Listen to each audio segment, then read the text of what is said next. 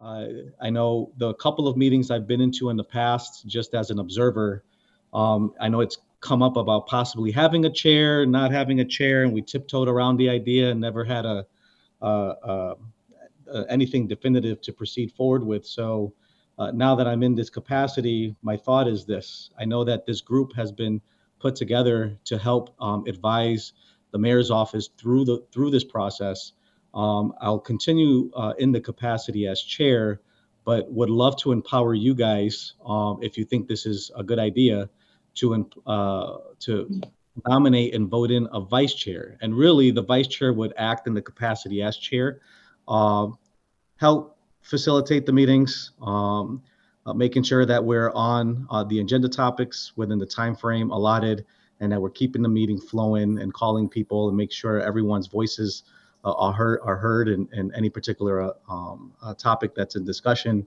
And so that's what I wanted to offer to you guys. Let me know if that's a good idea. If it is, I was hoping that some of you have read Aaron's notes in the email, and maybe perhaps some of you have thought about wanting to be nominated and serve in the capacity as vice chair. But I thought it'd be a good idea that, if in order for this to be as inclusive and collaborative process, it'd be a great idea to empower you guys to have that appointment of the vice chair, who would take on the role of really chairmanship, but the mayor will continue as chair of the group. That was one thing I just wanted to get through and just spend a couple minutes on that. And anybody that has any thought, concerns, questions, or maybe even wants to nominate somebody, let's proceed with that.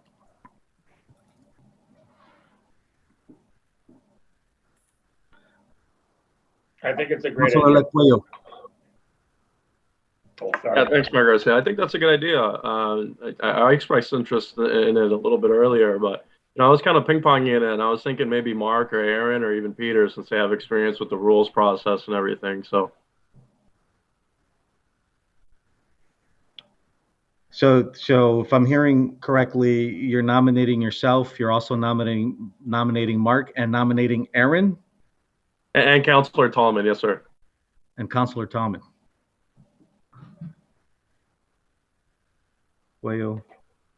Is Peter here? Peter's not here, right?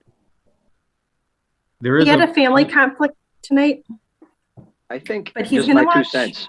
I think he would probably be like, or the same as you will, but the liaison to the city council. We need someone who can speak to this committee and then speak to the colleagues on the council.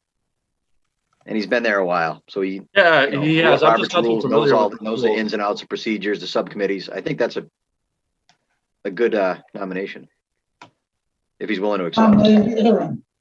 So that was hang on, there's something in my way here. I can't. It says no. Thank you for that. Mark, you have your hand up. Yes, I just wanted to say I think Tallman would be a great idea, especially because he's not here tonight to say no.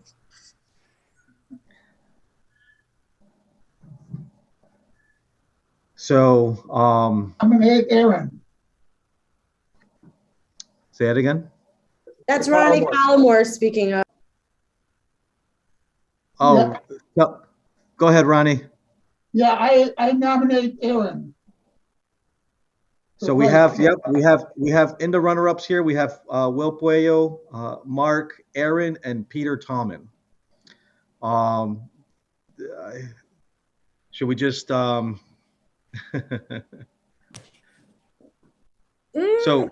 of these names, who are we nominating first? I mean, how do you guys, what do you think is the best way to go about this? We got 4 nominations, and I don't know if we should take them all up at once or maybe one at a time. Do we have a quorum? Aaron, Linville, the question was if whether or not we have a quorum. I'm assuming we do. We're just missing Peter and Efren. I know Efren was missing last time too. So if anyone has his cell phone number, I could text him, just make sure he knows that we're meeting. We'd also do a private vote if you wanted me to send out a survey, Mayor Garcia, after this meeting. Let's do that. Is anyone up for it? Let's start there. I'm not particularly interested myself. Okay. But if somebody is willing to, to do it, I'd hate to nominate somebody who wasn't willing to step up and do it. So of those names, Aaron or Will, are either of you willing to do it?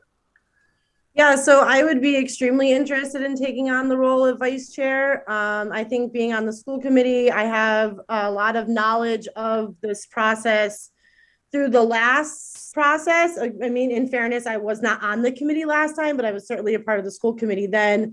I was just on the middle school collaborative team as well. So I have a really good understanding of what the district's goals are moving forward. But more importantly, I think it's important to keep in mind the vice chair is not going to be setting the agenda per se. No. Like Josh said, the main role of the vice chair is just to keep the meeting moving in order, and making sure that we're doing what we're supposed to as far as the MSBA is concerned. So I would be thrilled to be vice chair. I would like to see us potentially be able to vote on it tonight. I don't see the need for like a silent email vote, but that's just my 2 cents. What about Will? Yep, go ahead. Yeah, I'd be willing to do it too. I would definitely, surrender to somebody else that has a lot more experience. I'm learning the rules myself. I definitely don't have the experience that Aaron or Councilman Collins do, but I'd be willing to do it. So let's go forward with these two names, Buello and Aaron, and maybe with the show of hands electronically, we'll start with Aaron. Can we get a motion on the table to make a motion Aaron? That we nominate Aaron Brunel as vice chair? Okay. Any second on that? Yeah. All right, so if we can just do the electronic hands, and then Aaron, if you can, my screen is not that big. If you can count the hands, that'd be helpful. Aaron Lindville. Yep. Sorry, I'm afraid I might need to record this too. 6, 7. I'm counting 7. Deborah's not officially a voting member, just so you know. Sorry, Deborah. No, I'm not. I'm just saying. And so we have 6, and there's I believe there's 14 people. Oh, Anthony just joined, and Peter isn't here to vote or express his interest or not. So there's 6 hands. We have 6 votes. So Anthony, just so you know what we're doing right now, we're voting on a vice chair. So right now, if you would like me to be vice chair, you can raise your hand. The other nomination right now would be Will Puello, and that will be question second. So we have 6 votes for Aaron Brunel. Can I make a suggestion? This is Lori. Yes. Go ahead, Lori. Could we have possibly 2 vice chairs? I think Will's position on the city council is helpful. I know we talked about Peter, and Will has mentioned that maybe he's not as doesn't have needs to be just kind of get his sea legs in terms of the meeting and the properness of everything. But I think between Aaron and Will, if we could have 2, we would have that representative with the city council, as well as Aaron's experience on the school committee and her experience kind of from the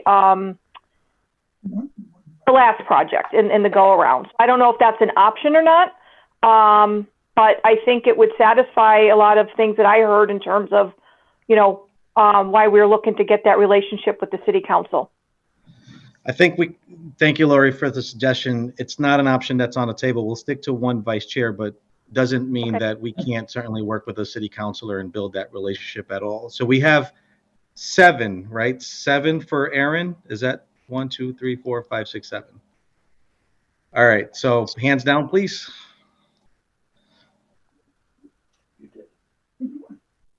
Mark, do you want to do the second motion? Make a motion that Will Puello is co-chair, vice chair.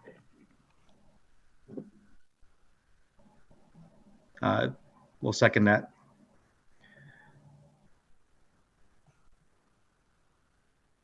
All those in favor? Yes. Hands up Aye. electronically. 1, 2, 3. I'm counting 4. 4 hands. Linville, you're counting the same, right? Does Lori want to make a vote either way? Or Oh, I Or you took Aaron. I'm abstain? sorry. I thought I. would you, Or- well, Lori, what's your vote? Aaron. okay. That's it. All right, so by the vote here, we have Aaron, who you guys have duly appointed here in our group as the vice chair of the committee. Thank you guys for that. One more, I know I'm going over my 10 minutes here. I'm sorry, Linville, but just 30 seconds. One of the topics on your agenda you're going to go through is the table matrix. When we visit that topic, I want you guys to look at that and think of who's not at the table. If we feel as a consensus with this group that we should expand to be sure that we have the adequate representation we need in this group as we go forward with our process, we can certainly, I certainly don't mind appointing another person or two onto this to be sure that we're meeting our equity and inclusion goals. But if you're looking at that matrix and there are no gaps and we feel strongly of where we are as a group, great, not an issue. We can proceed forward, but just want to be sure that that conversation is there with you guys and that we're making these decisions together as far as representation and equities and concern throughout our city. With that being said, I'm going to pass it now to the vice chair. If you can take us through our agenda collaboratively with Linville, that'd be great. Thanks, Mayor Garcia. Do you want our thoughts on the question you just posed, or do you want our thoughts on that? It's on the agenda. So when we get there, it's on the agenda. When we get there, we can go through it. Okay, fair enough. All right, Aaron, if you wouldn't mind starting, I'm going to make sure I pull up the agenda on another screen so that I can view that at the same time. And while you're doing that, I would like to thank you guys for giving me the honor of being vice chair of this committee. I'll pass it over to Aaron for now because I certainly wasn't prepared to necessarily run the meeting, but I will jump in just a few minutes once I have the agenda queued up. Great. So I made a PowerPoint presentation for tonight, Jackie, to take us through it because there were just so many documents and links. Jackie, could you project the PowerPoint? So just as a reminder, for their meeting objectives today, it's to understand the mayor's vision for the school building committee, debrief the joint committee meeting, review the financial analysis on the one middle school building, discuss the pros and cons of certain sites versus renovation, and determine next steps with an OPM or designer. And we didn't have any public comment, so now we're on slide 4. Just real quick, the next steps from the last meeting. If anyone hasn't done the state ethics training, please complete that before the next time. Everyone did do the voting on the survey, which we'll talk through later. And then the schedule, people are supposed to schedule the working groups. I know that Mark and the building design team met. Communications is meeting next Tuesday. David or Jackie, have you been in touch with your committee or working group members at all to? Yeah, we did. We sent out, I did send out, can you hear me? Yep. Yes. I sent out an email to my group and we didn't have anything on this agenda that was pressing. So we will be meeting before the next meeting.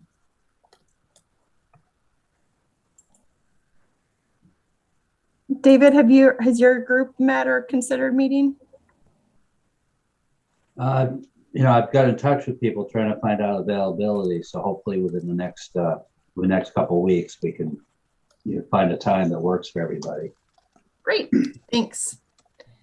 Aaron, if I may, do we want the subcommittees meeting weekly, or have we come to a determination on how frequently we wanted the subcommittees to be meeting? I don't think there's enough work for people to meet weekly. So I think it really depends on the group. Like communications might have some more work to do up front, but like academics and extracurriculars doesn't have much to do right now at all. So I would say based on the need is my personal opinion. That's fair. We can go to the next slide.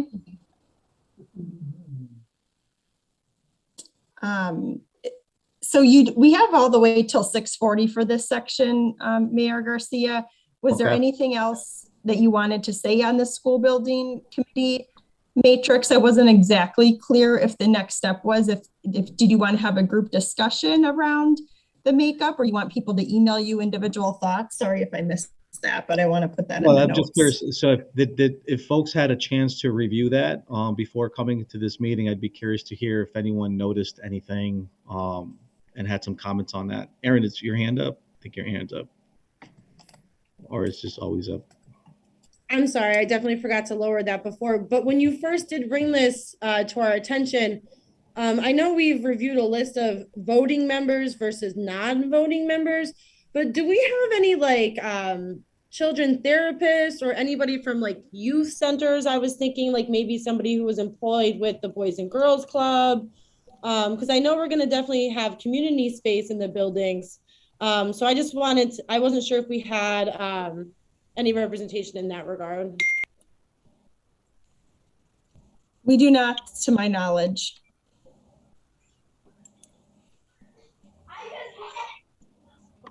If you look at the matrix, you'll see the different categories next to everyone's name, which includes cultural background, connection to the Hilltop Public Schools, whether if they're an alumnus, a parent, grandparent, male, female, or prefer not to say.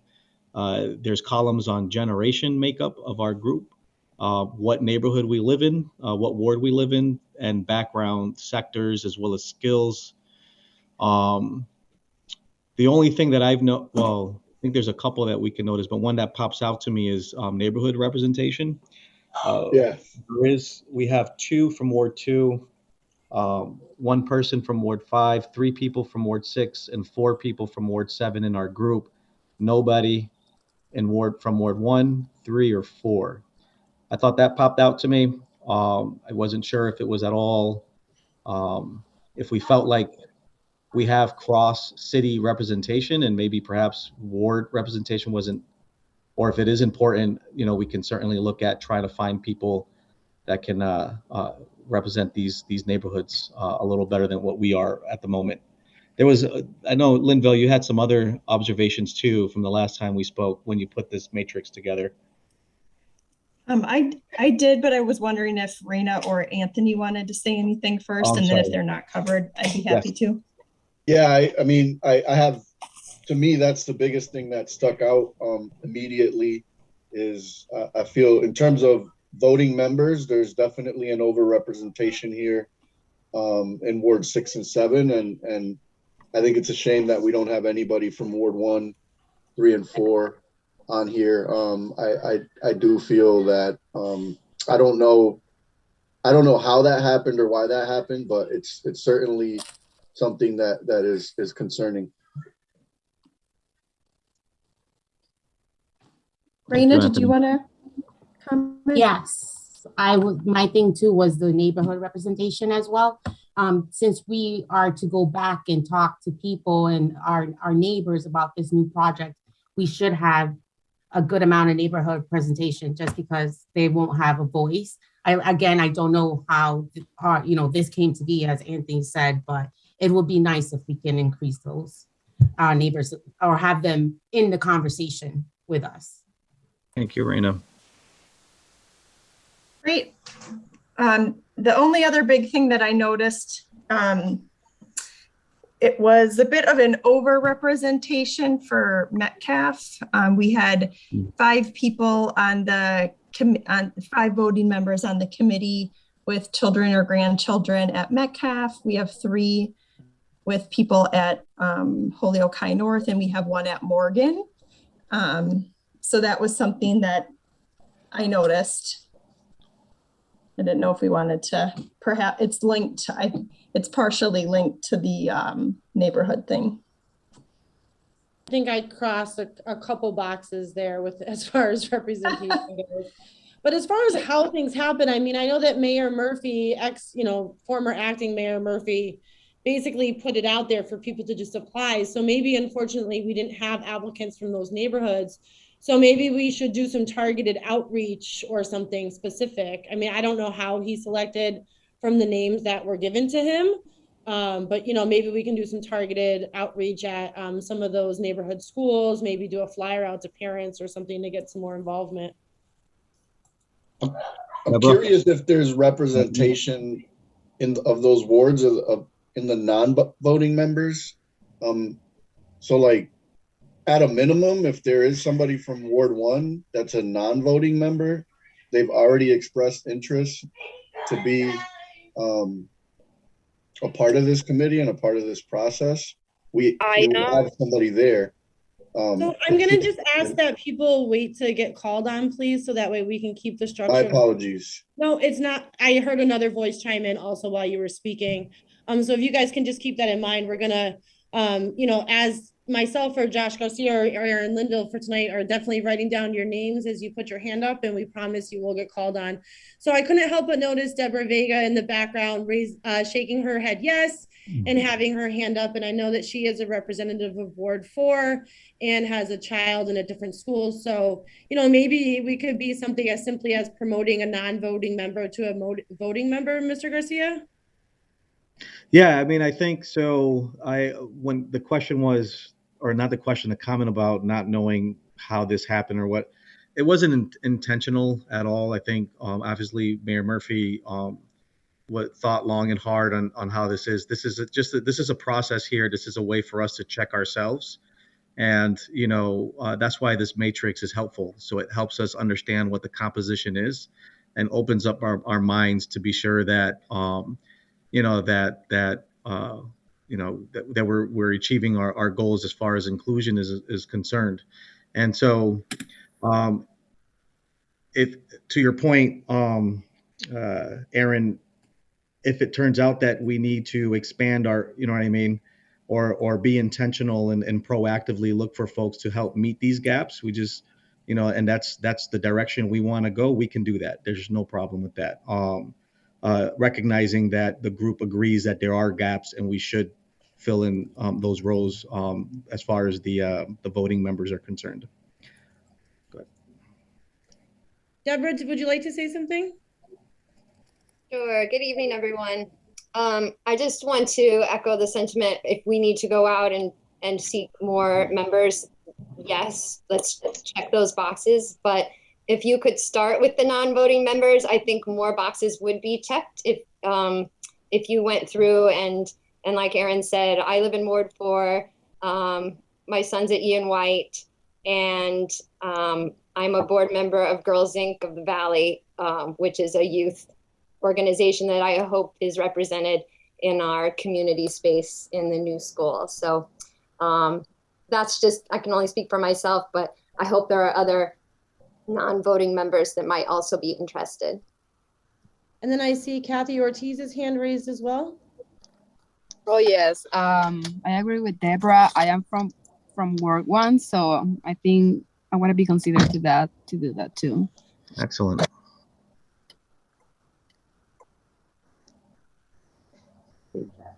Great. So is the next step, Mayor Garcia, you'll reflect on this conversation and potentially reach out to some other people. We do, and by Monday, we need to submit an updated list of members because it's been 20 days since Mayor Garcia has been appointed in his role. So I was going to send that to Nilka tomorrow. We can always do another one a week later. If you need more time, just let me know. You got it. Okay, great. Now back to our, thank you. So we've done the first 2 bullet points. And next is debriefing the joint committee presentation and reiterate next steps. I would refer to Anthony Soto and Aaron Brunel, who did the presentation, if there was anything any key questions you had, or if you could summarize what you felt like the next steps were for people who weren't there. I'll let you start with that, Anthony. Yeah, I thought we had a really great meeting. At a minimum, we were able to put information in front of members of the council and school committee very early in the process. We really had expressed the need, the hope that we could get it referred to the finance subcommittee, but we're corrected in what that process needs to look like, which would require the mayor to either do a funding transfer or put in front of the council a bond recommendation that could then get referred to the finance subcommittee. That was our goal at going into the meeting, was to try to get it referred to finance, but they just corrected us.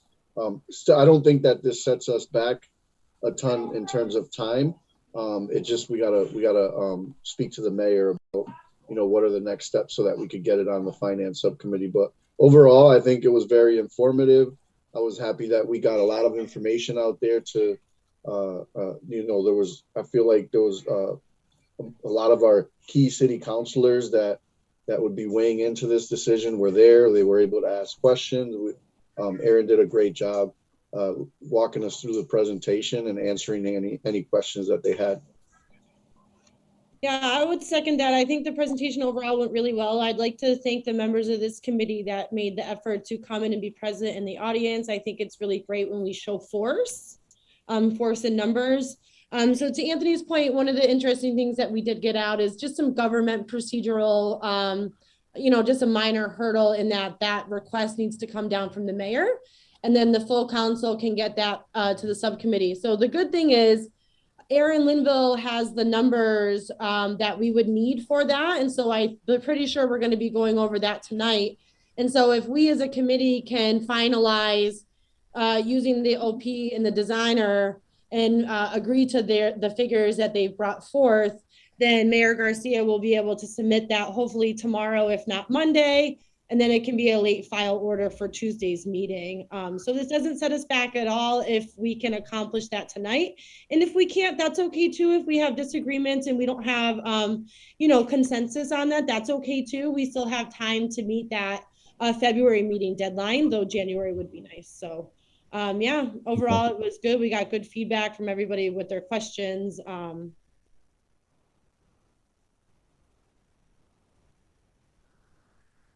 I talked with Councilor Tallman tonight briefly, and he also just kind of reiterated on the importance of the city council to be able to set the who's on which committees early in January, so that we don't lose any time with there not being members on the finance committee in early 2022.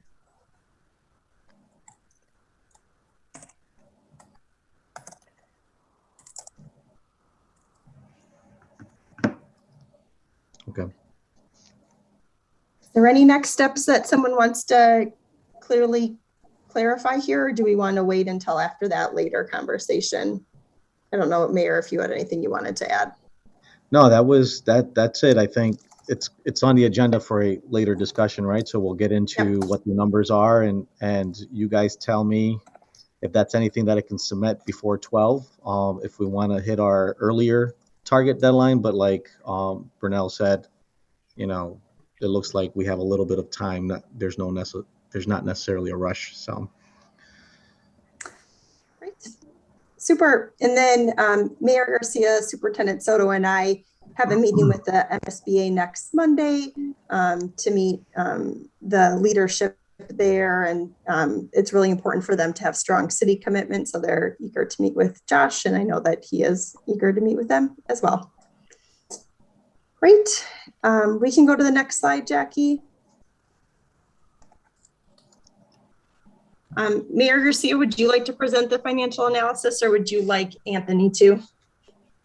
Mr. Soto, by all means. Sure. I do want to preface this presentation with the fact that this is an analysis that was performed by Cinder, who does a lot of work for the city, and the analysis was reflected a point in time. So what you see in front of you is what this, the first column is what the city's current debt service is. In FY21, for example, the budget to pay for all of the bonding projects in column A in FY21, you can see it's about $4.7 million. That's how much is included in the city budget that was approved, finalized, that we're operating with in FY21. So what Cinder did was she said, okay, we looked at all of the debt that the city has, and you can see that in 2025, which was when we were hoping to not break ground, but be up and operational and done with the project, you can see that the amount that the city would have to start paying for the bond of a new school building for $29.5 million at Peck. I'm sorry, Anthony, if I could just stop you for a quick sec. Folks, if you can just make sure that you're muted when you're not speaking, because we're picking up some background. I'm sorry, that could also be my son in the background. I think it might actually be Anthony. I could tell him, shut up. Sorry. So what you see in column C is the schedule of a bond for $29.5 million for Peck School. And it also assumes that in the first few years, we would be reducing our principal payments. So, I'm not Cinder. I can't really speak to how that would be or why that analysis was done that way. But in short, a bond payment would be about $1.8 million. That's how much it would cost.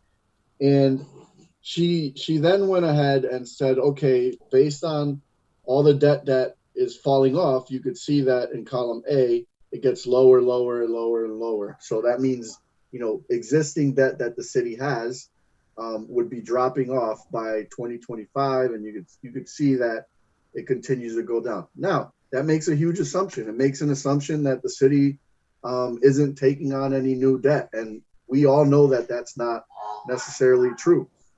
There's, the city is taking on new debt and doing capital projects often. But this was just a snapshot in time to see, based on the debt that the city has and the budget that the city has for debt service, could the city afford a building of $29.5 million? And then what I guess the important thing to highlight is that if you look at row 2025 and you go all the way to the right, you could see that once the school building has to start getting paid off, the amount that the city would have to budget for its debt service is still $4.8 million. So it's slightly higher than what was in the budget. Now, a counselor the other night made a great point that that this doesn't necessarily tell you with 100% certainty that the city can afford it. What it literally says is, based on the existing debt, if the city had enough money to budget $4.8 million like they have been towards debt service, we would be able to do it. Now, in column E, that is where the school had made a commitment. The school department made a commitment to contribute $500,000 towards the bond payment. So in short, the net impact to the city budget would be a slight increase in 2025 from $4,728,000 to $4,836,000.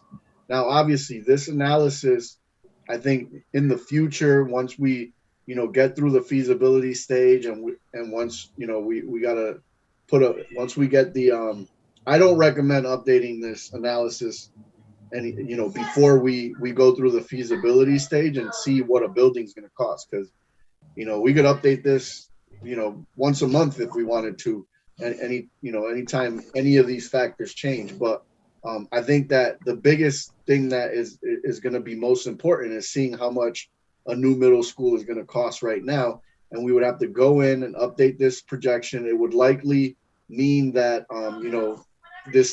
we wouldn't be paying back this bond until probably 2027 27 or 28, depending on when the, you know, when we're required to start paying it back.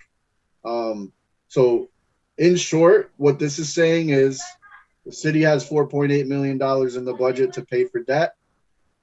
Assuming nothing else changes and all of this debt drops off, the city would be able to continue. We wouldn't have to increase the amount, the line item in the budget for debt service to pay for this building. Any questions on that?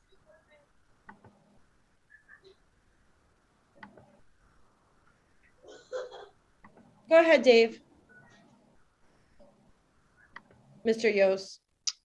Yeah, thank you. Anthony, I'm wondering how that 500,000 contribution would work. Would that go into the school budget and then come back out again? Because obviously you've got to meet your net school spending. So yeah, sure. So can you give us an idea how that would be done? So we would be, you know, if we take Peck offline, what we had talked about, Peck right now, it costs over 600. You'll see in a further presentation, costs over $600,000 to operate Peck. Just, you know, based on electricity alone and how just inefficient that building is. The school department, and that's part of net school spending. We already pay over $600,000 a year to maintain Peck. And if we take Peck offline and build a new building, we would be saving, you know, a significant amount of money there, which would allow us some flexibility to be able to help the city pay for this without impacting our operation or having to reduce the number of teachers we have or having to reduce the amount of staff we have. When we were going to build 2 new middle schools, I had written a letter to the commissioner explaining to him a couple of mechanisms that we could use to help pay for this without impacting net school spending.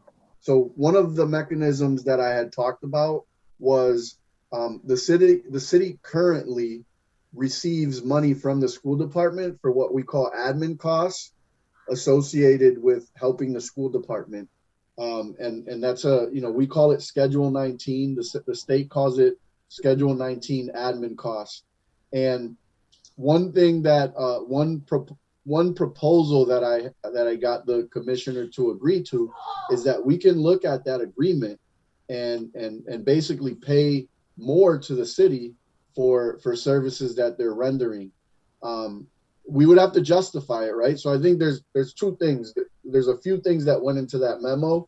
I don't think all of it would come out of that because you really do have to justify. Right now, we pay $75,000 for the support we get from the procurement office, the treasurer's office, and the treasurer's office and accounting. So, is that a fair amount for the services that we're getting? I don't know. I haven't seen their budget and how much it costs to run those departments. In addition to that, we pay $75,000 for DPW to maintain our parks. Roberts Field gets maintained by DPW. Mackenzie Field gets maintained by DPW. So we pay the city $75,000. That counts towards net school spending. So that's $150,000 that we pay the city right there. That counts towards net school spending, towards admin costs. So what I told the state is, hey, if we were able to get these schools and save a bunch of money, like we're willing to negotiate with the city and pay more for the services, or enter into some sort of agreement to pay for services that their legal department renders for us.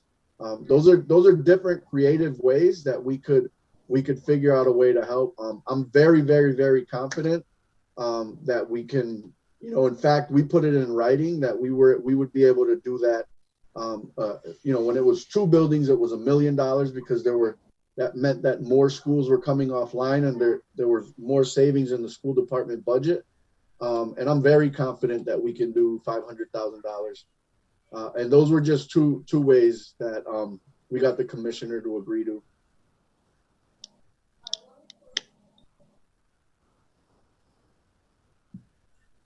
Does that answer your question, or do you need me to? Yeah, if you still have that memo available, if you could maybe forward it to us, forward it to the committee. Yes, Sure. I can do that. Aaron can do that. Yeah. Yeah. All right. Thanks. Mr. Polo, by all means with your question. Thanks. Just real quick, does that 500,000 depend on Peck coming offline, or if this committee pursued the Chestnut option, is that 500,000 still available? It makes it harder.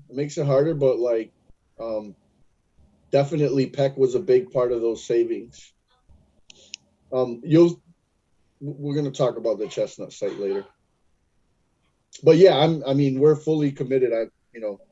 We got a new building. We're going to figure out a way to make sure that we're contributing $500,000 indefinitely. Even after the bond payment's over, like whatever we start doing, that's going to stick.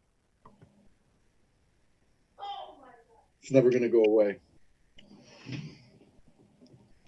Thank you. Dave, did you have another question? I just noticed your hand was still up.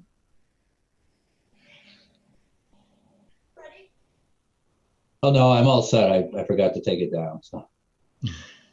I know I've gotten some feedback that people want to look more carefully at the Chestnut site. We are going to talk about Chestnut later, but I did want to move us along to the next slide, which shows the financial analysis for Chestnut. The difference in the bond payments it's pretty much the same analysis. The difference in the bond payments is about $300,000 per year. And that's primarily because there's not demolition costs associated with the Peck building or relocation expenses. Anything to add to that, Anthony, or any questions? Yeah, I'll just add that while this looks a little, so one thing that this doesn't show is, or the story that this doesn't tell is that included in the Peck numbers would be what it costs to demolish the Peck building. We would be getting reimbursement for that. So if we built anywhere else and moved kids out of Peck and the city decided to tear down Peck and do something else with it, that would be 100%, that wouldn't be reimbursable. So we did have that discussion a year ago or a couple of years ago when we were talking about that. One of the benefits of doing Peck was that the demolition of Peck was included as part of what the city would be getting reimbursed for. Additionally, what you'll see is what I mentioned earlier. Peck is just so inefficient. We're spending well over $600,000 a year just to maintain that facility. The way the electrical works and the capacity, and it's honestly it's the one school when at the beginning of the school year when it was really hot, Peck's really the only school that we don't have air conditioning, and it's not because we can't afford air conditioners. It's because there's not enough electrical capacity in there to upgrade the electrical in that building would just be an astronomical amount of money. So I just wanted to point that out. Mr. Garcia and Anthony and Aaron, do you think it would be beneficial for the conversation flow of the meeting to bring up what we discovered about the Chestnut location now rather than later in the agenda? Yeah, that's fine. I mean, I think it's still important to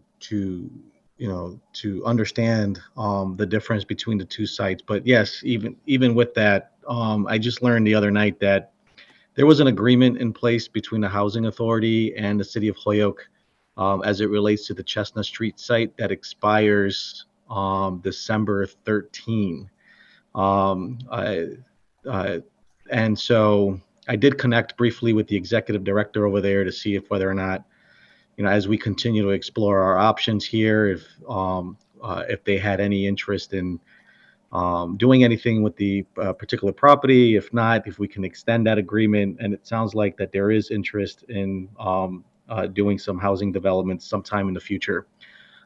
So currently, given that the agreement's expiring on the 13th with no real interest in extending, the Chestnut Street site's no longer an option.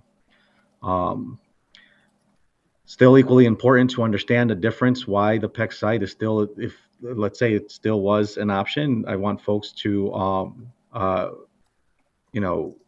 really understand the analysis that Anthony is offering, so that folks recognize how the Peck site is much more feasible than the Chestnut Street site, but even though understand that the Chestnut site currently is not an option. Mr. Soto? Yeah, and I know we're gonna get to this later in the presentation, but we did put together, so let's say we do build at the Chestnut site and then keep Peck as a school. That school is gonna need a significant amount of money. And the MSBA had already expressed to us that they would have no interest in partnering with us in an accelerated repair project for the Peck building. Since we applied for a statement of interest for a core project to Peck, and they deemed Peck as like not even renovatable, basically it needs to be torn down and up. They're not and built back up. They wouldn't fund us for when we need new windows, like we've gotten at Sullivan, Morgan, and Kelly.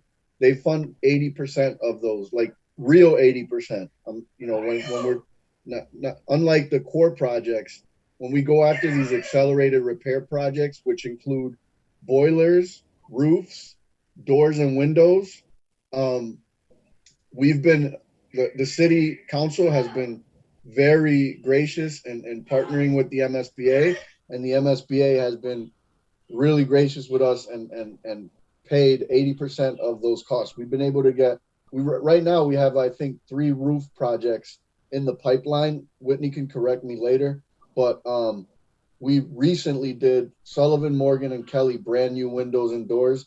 If you've seen the before and after, they look like new schools. What new windows does for energy consumption and just like the feel in the classrooms, it's such a game changer. Peck would need that. Peck would need a new roof at some point. Peck would need an electrical upgrade at some point. Peck would need new boilers at some point in the near future. And none of that would be able to be, it would be 100% on the city. It would not be able to be a partnership with the MSBA, because they just wouldn't, they'd look at it and say, no, we're not going to put money into a building that needs to be torn down. So I don't know who the call-in user is that unmuted themselves, but if you have a question, please go ahead. I'm good, Erin. It's Lori. Oh, sorry, Lori. Thanks. Thank you. All right. So, Erin, if you want to continue with the scheduled presentation, if nobody else has any direct questions to this recent enlightened news. Sure. Thanks. Next slide, please, Jackie. Oh, I'm sorry. Let's Mark Lubold an opportunity first, please. Yeah, thanks. I wasn't sure. Frankly, I just want to say I was hoping that Chestnut Street site was available. That thing's been vacant for so long, and the housing authority or whoever owns it, the diocese, has been just sitting on it. We have all that great development that's occurred at the library, Oak Hill Homes, CVS, the bank, the new buildings across from the library. And I think a new school there would really, complete that neighborhood, complete that development. And with that being so much cheaper than Peck, we could actually build on the Chestnut Street site and bond to demolish Peck and get rid of Peck altogether. And the bond would still be less. And yet you would have a school right in the middle of a very densely populated area that would really complete the development in Chestnut and Cabot Street. Not to mention, beginning there was a comparative analysis done, and the Chestnut Street site, there was 7 of 8 items that it got like a green light for, where Peck was only 4 of 8 items. So under the comparative analysis, the Lawrence and Chestnut Street site was actually a better location.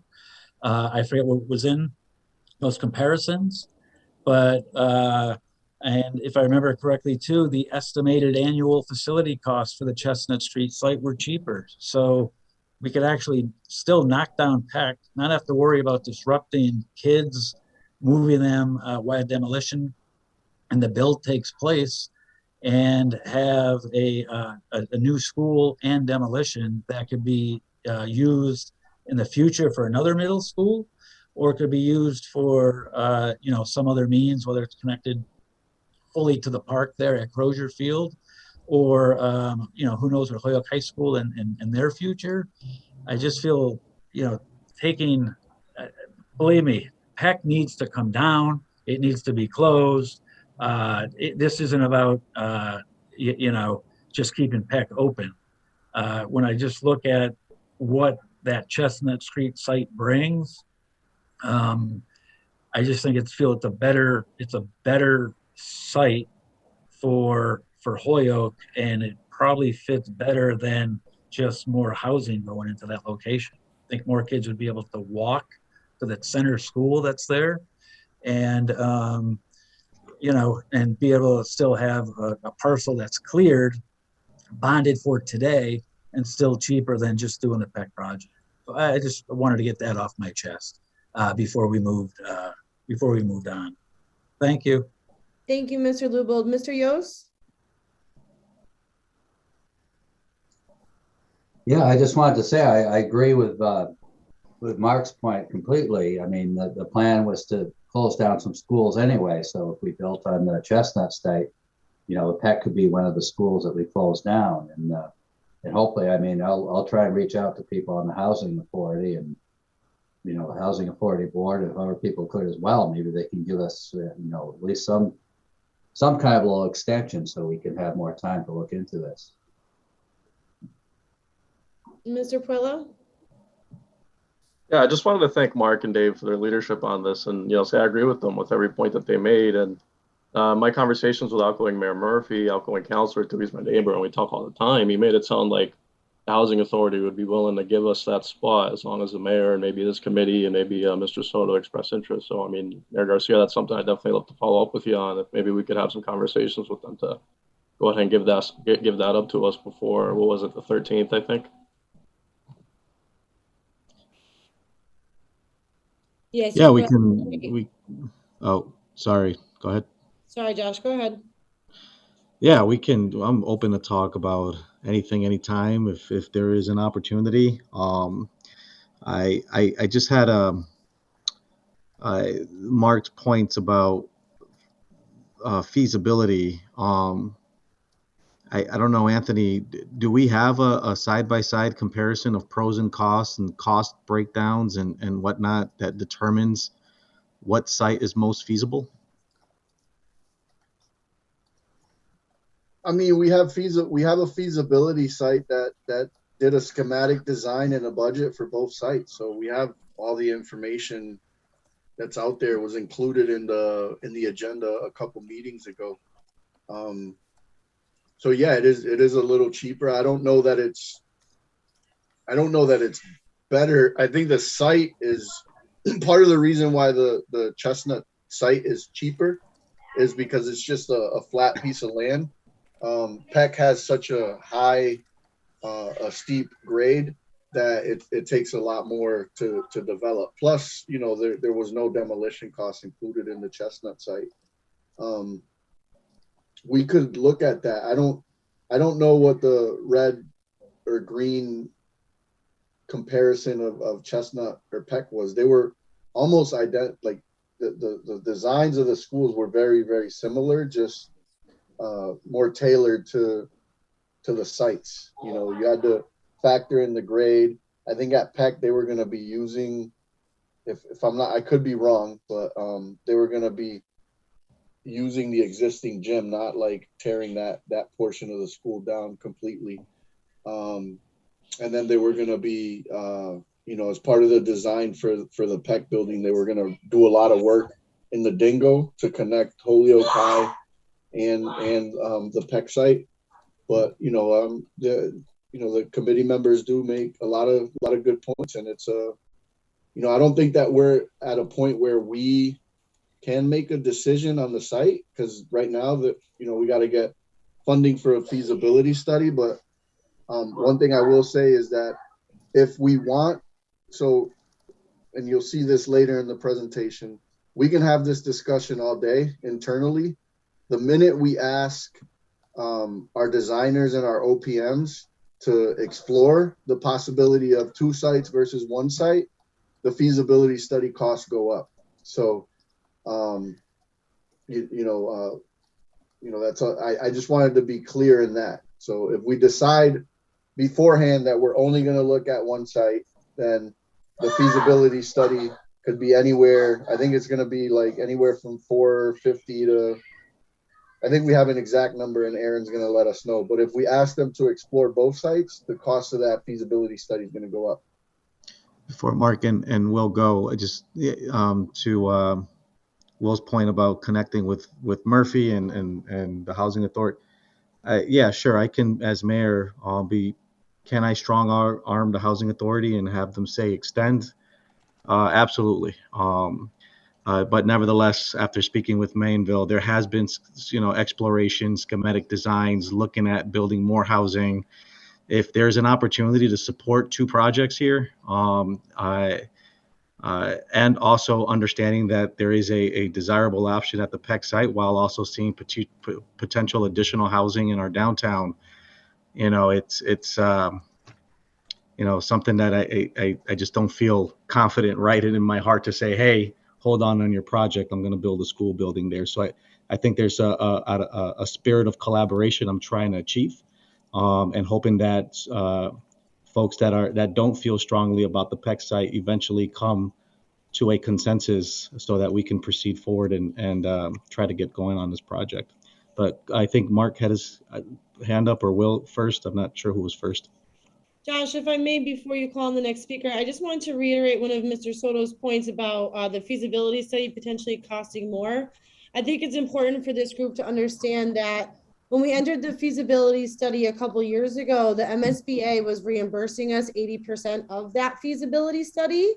And this time around, to our current knowledge, there will be no reimbursement for that.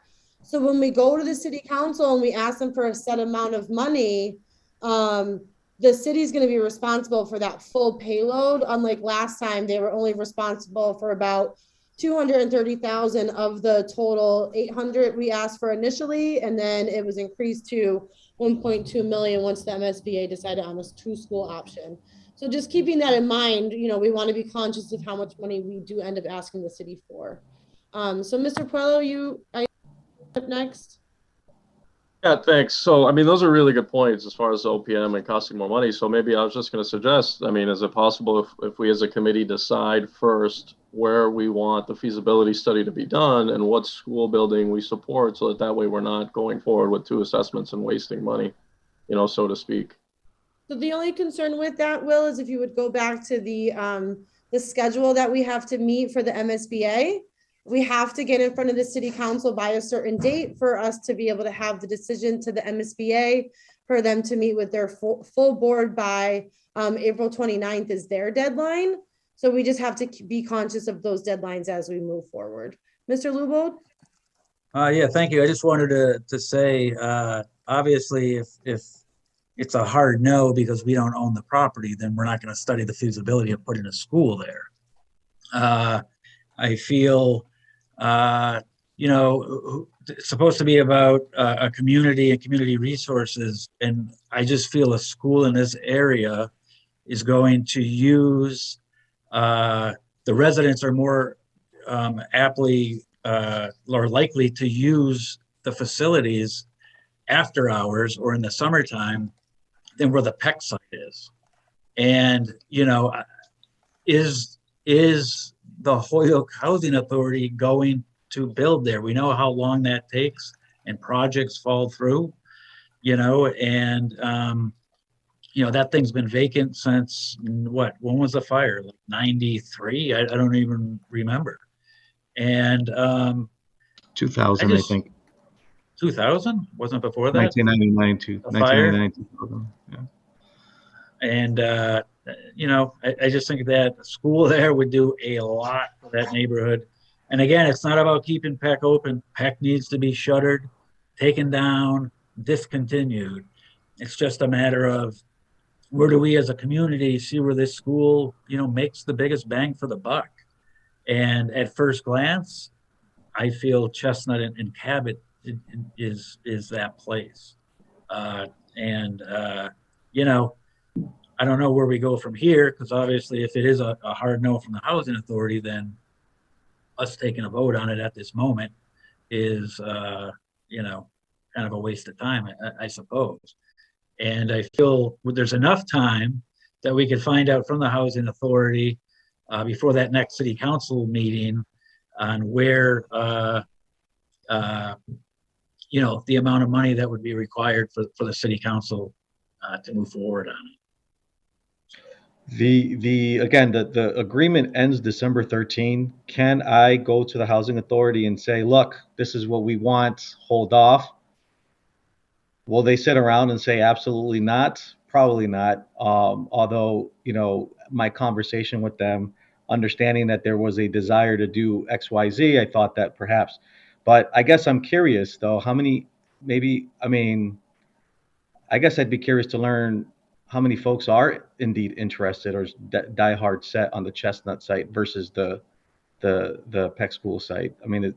Could I present more information and then we have this discussion with all due respect? Just going to say that actually, that I would suggest that we get a little bit more through the presentation because there's a lot of information on both sites.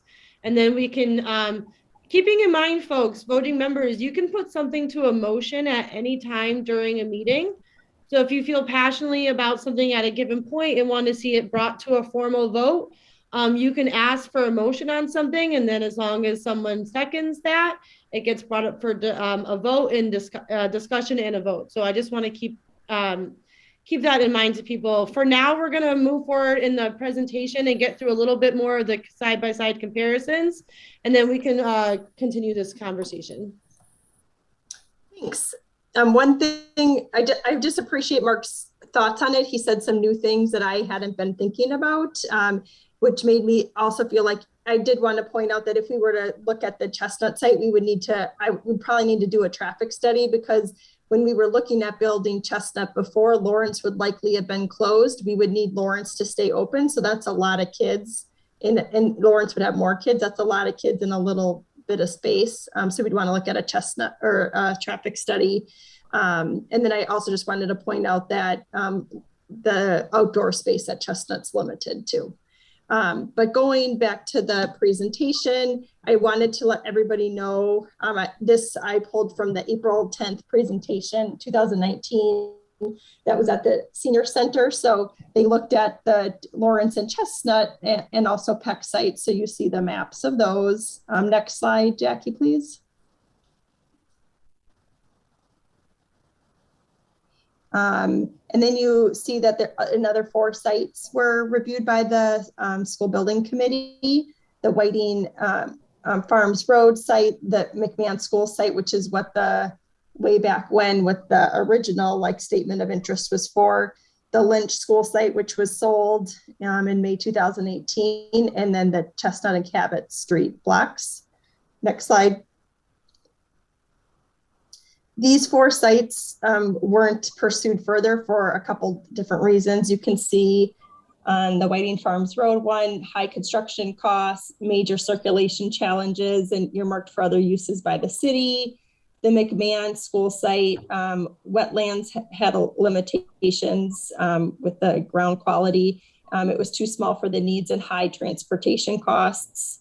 The Lynch School that's a very small site. It was undersized for the needs and high traffic in the Article 97 constraint. And then the Chestnut and Cabot Street block.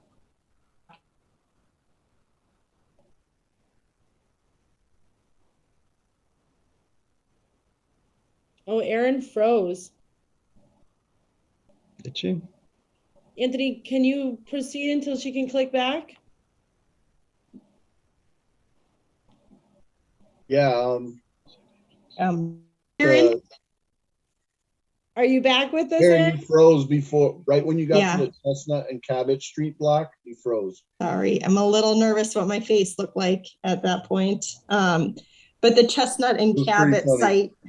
site, I'm sure it's beautiful, was popular and identified as because it was vacant, it was near to the population center and fit in with the city's redevelopment plan. So I do just want to pay credence to the prior school building committee, of which there are some members here, spent significant time looking at this. I know for sure Anthony and Whitney were part of those conversations. I don't know if you guys or anybody else wanted to say something specifically about those sites that were analyzed. Okay, great. Let's go to the next slide. I just wanted to show that the conversation on construction versus renovation was also explored thoroughly by the last school building committee with the support of the OPM and the designer. You see in the first row, that was adding or renovating Lawrence. The second row is a new school for 550 kids at Chestnut. Peck was adding or renovating Peck. And then the last row was a new Peck at 550.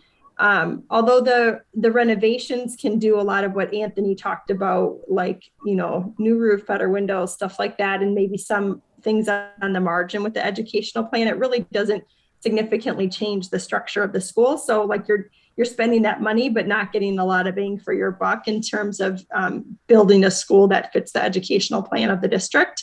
You'll also see particularly for each of these cases, well, for Lawrence, there was a bigger range for the renovation, but that came in, the low end of that was higher than the low end of a new Chestnut. And then for Peck, just adding and renovating Peck was just more expensive than actually building a new Peck. And would be more expensive to maintain. Any questions on this before I move on? Great, we can go to the next slide. And this was the whole Chestnut site thing. Okay, next slide, operational costs if keeping current Peck.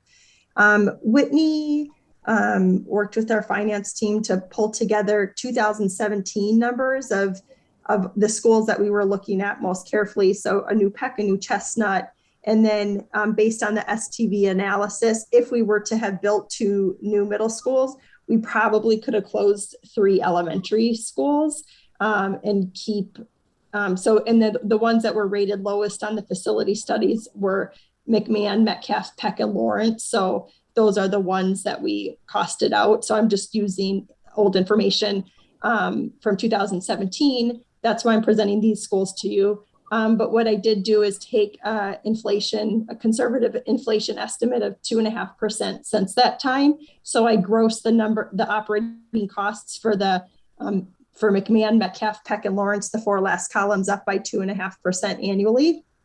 And so you get a comparison of what the operational costs are.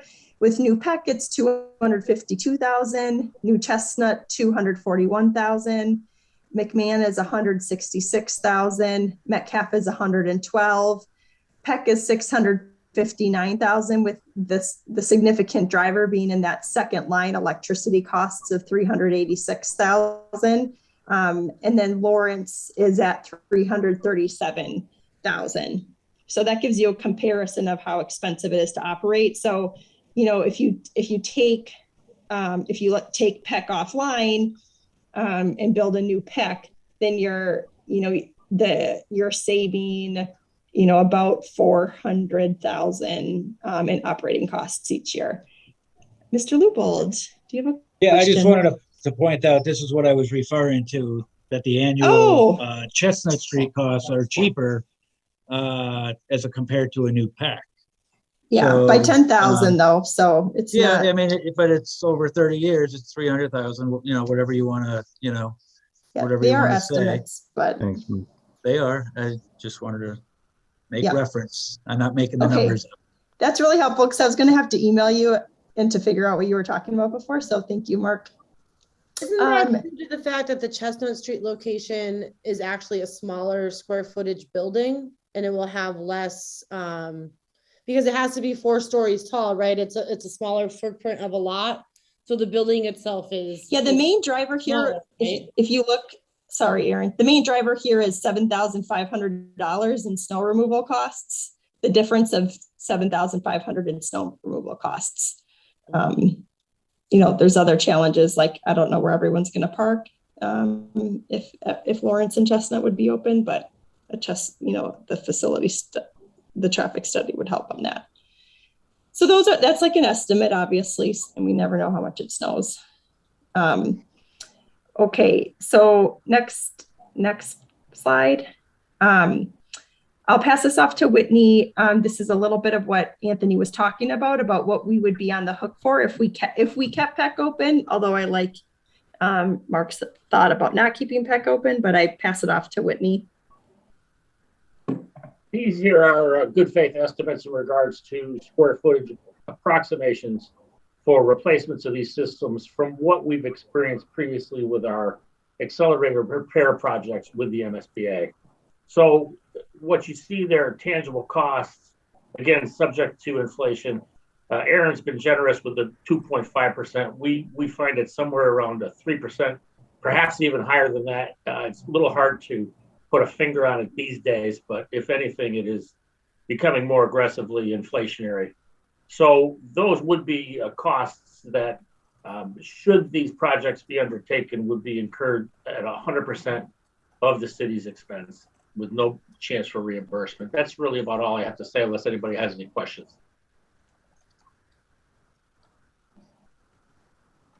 Thanks. Oh, Dave.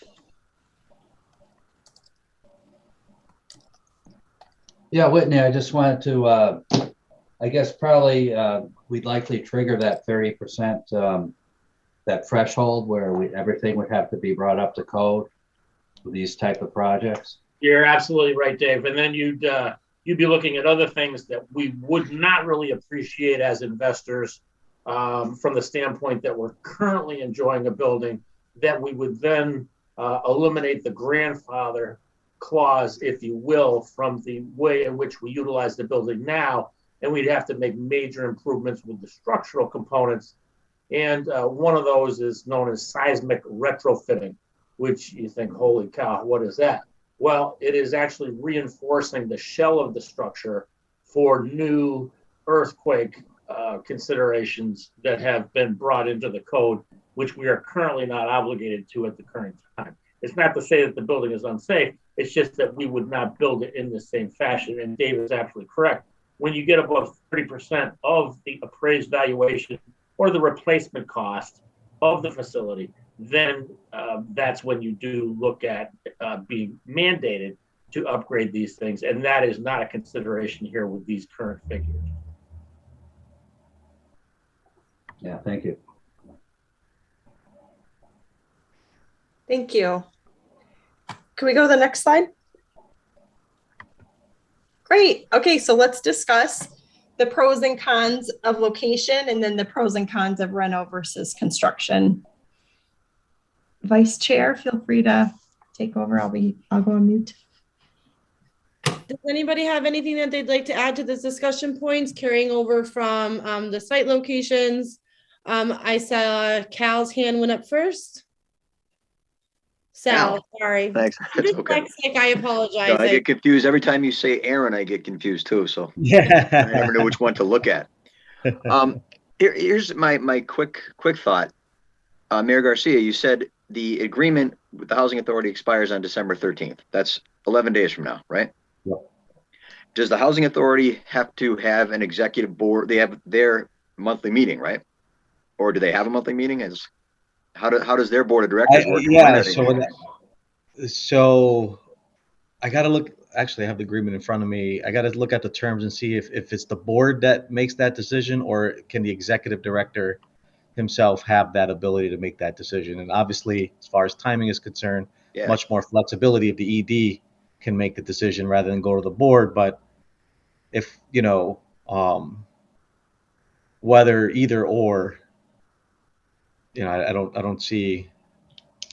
So anyways, go ahead. Sorry, Sal. No, I'm saying it's 11 days. And if if it's 11 days from today, and if the executive director can't unilaterally make that decision, all our discussion right now is for naught.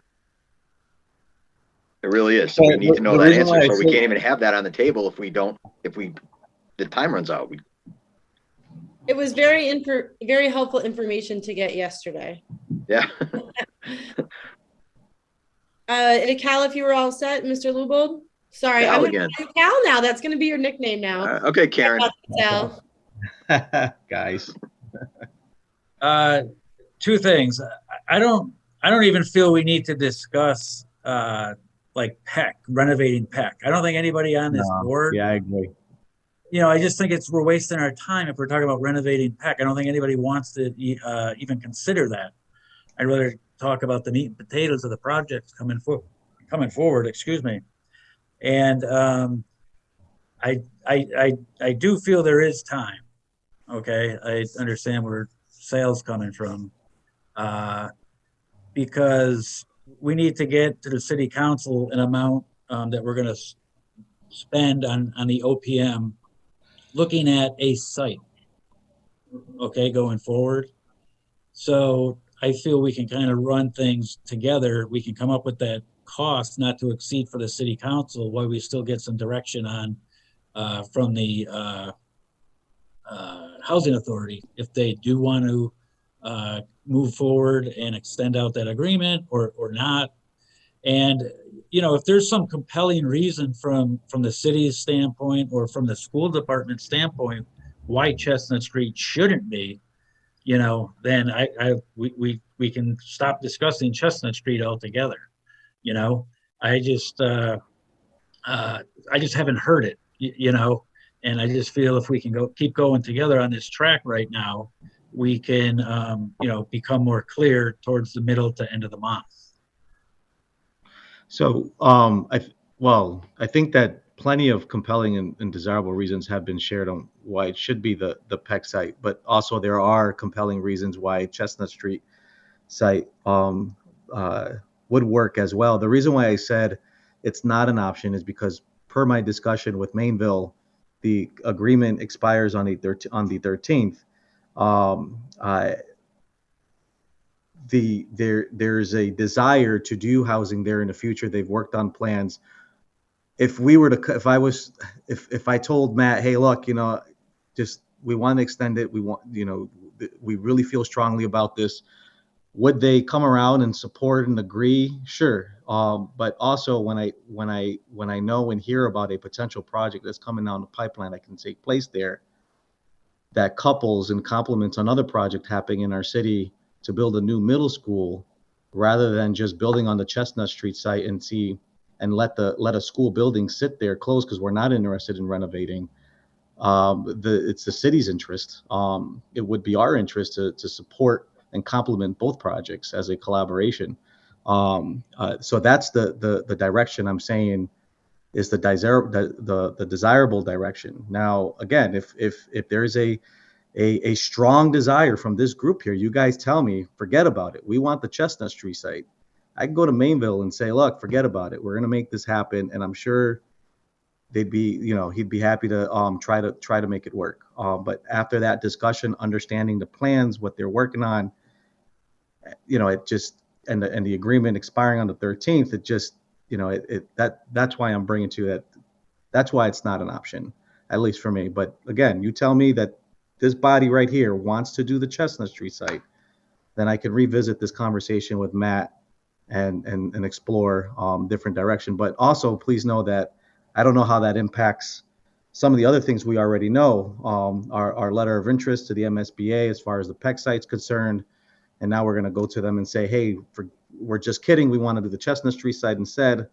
How that impacts our ability to benefit from the other potential of staying with the Peck site. You know, those are things that I think we need to continue to hash out that stay as on the top of my mind here that I'm trying to figure out. But you guys let me know what you want to do. Mr. Pello, you had your hand up. Yeah, I just want to thank the mayor for that clarification. I mean, basically what I'm hearing is that the Chestnut site still is on the table. You know, this committee just has to have the support for it and show it and do its homework on it. And again, show that we support it. And just two things real quick. I'm wondering if maybe we can have another meeting, like another full meeting, because as of to right now, we've been meeting once a month, and there's a lot of extra information that we're starting to get now, and there's a lot of important decisions that we've got to start making now. You know, so maybe one of the things that we can do is to meet a little bit more frequently. I don't know if people are open to that, but I think it'd be a pretty good idea considering we're getting all this information now, and it's kind of getting to decision time. And then the second thing I wanted to say was I was a little bit concerned about space available, and we really haven't talked about this yet. And that's what schools are coming offline depending on what site we build at, because I think that's really important. One of the things for me, one of the pros for the Chestnut site is also, I mean, they're both 550 students. So where are we putting all these other students? You know, where are they going if we tear down Peck versus if we keep it open? So I think that's really important. Is there going to be another discussion in a couple of years saying, hey, we just tore the school down and now we need to possibly build a new one? So I mean, space available is a really important discussion to me. Thanks a lot. So, for the sake of moving the meeting forward, Ms. Weiss, I'll get to you in just a second. I do think it is important to hear from Mr. Soto in the school district, to Mayor Garcia's point. I think it's important for all of us to keep in mind that the school district has a vision for how they see the district being organized, and the school committee playing a role on that as well. And to Ms. Linville's point, some of the schematics around the Chestnut Street site have yet to be studied. So the school itself is going to take up a huge portion of the available property, and then Lawrence School ultimately will remain. So parking, traffic studies, I think there's a lot of issues and concerns that weren't looked at for the Chestnut Street site yet. And then when Mr. Soto speaks, I think he can speak on the fact that, you know, again, this study was all agreed by the MSBA to entertain basically what to do with Peck. So I think we need to keep that in the back of our heads moving forward in our discussions. So after Mr. Soto speaks, we'll call on Ms. Weiss, and then I think we should take a preliminary vote and just get a sense of where the general committee is leaning towards site preference. But Mr. Soto, you have the floor. Yeah, I mean, I think a lot of great points were brought up. Can you guys hear me? Yep. Yeah. You know, I didn't really think about the building on Chestnut as and still closing Peck, but those are all, you know, honestly, I think that the city, this is really, and I wrote it in the chat, whether we build a new school at Peck or a new school at Chestnut, if we're closing Peck either way, I thought both the designs were really great. The design for Peck was great, and we would make that work. The design for Chestnut was great. We would make that work. I think part of the reason why at the time a lot of people felt tearing down Peck and building a new school there was the city also contributed to that as well. The lot at Chestnut is easier to develop. And, you know, I don't think folks wanted to see the Peck building just sitting there vacant. Programmatically, like the designs were very similar. There was a lot smaller green space on the Chestnut site than there was on the Peck site, but you know, it's not to say that we wouldn't be able to run a good middle school at the Chestnut site. So, well, I do want to clarify, like, we wouldn't be going back to, you know, the MSBA is not asking us to pick a site right now. Like, what we're being asked to do is to provide funding for a feasibility study. As part of the feasibility study, we would be asking the design team, you know, they would be asking us what site do we want to look at for construction. The statement of interest that we submitted was to study Peck. We are going to study Peck. They've already asked us for the enrollment projections. They've already asked us for educational programming going on at Peck. We can't change the statement of interest. That's what they're asking us to look into. Now, it's not to say that construction can't happen at another site, but that's not something that we're going to involve the MSBA in at this point. At this point, you know, we need to get funding for a feasibility. We need to do it before the April 29th deadline. And then at a later date, what if we do get, if we secure the funding for feasibility and we move forward in the project, then that's where we work with the project. El dinero que necesitamos para las actividades y ya podemos hablar. I'm hearing the interpretation. Jackie, check the chat because someone has to be assigned. Could you work on that, please? Trying. Thank you. Entonces, a veces que me quitaron el habla lo que estaba diciendo antes. So, yeah, I mean, like that's I think this is a Es lo siguiente, really de a que al fin decision y that al we cabo se gotta necesita una decisión discuss antes de together abril and porque decide primero que nada together. We would necesitamos make either site work for a la school. plata para cubrir el costo del financiamiento. I'm sorry, I'm having trouble. Giselle, I'm sorry, you came unmuted again.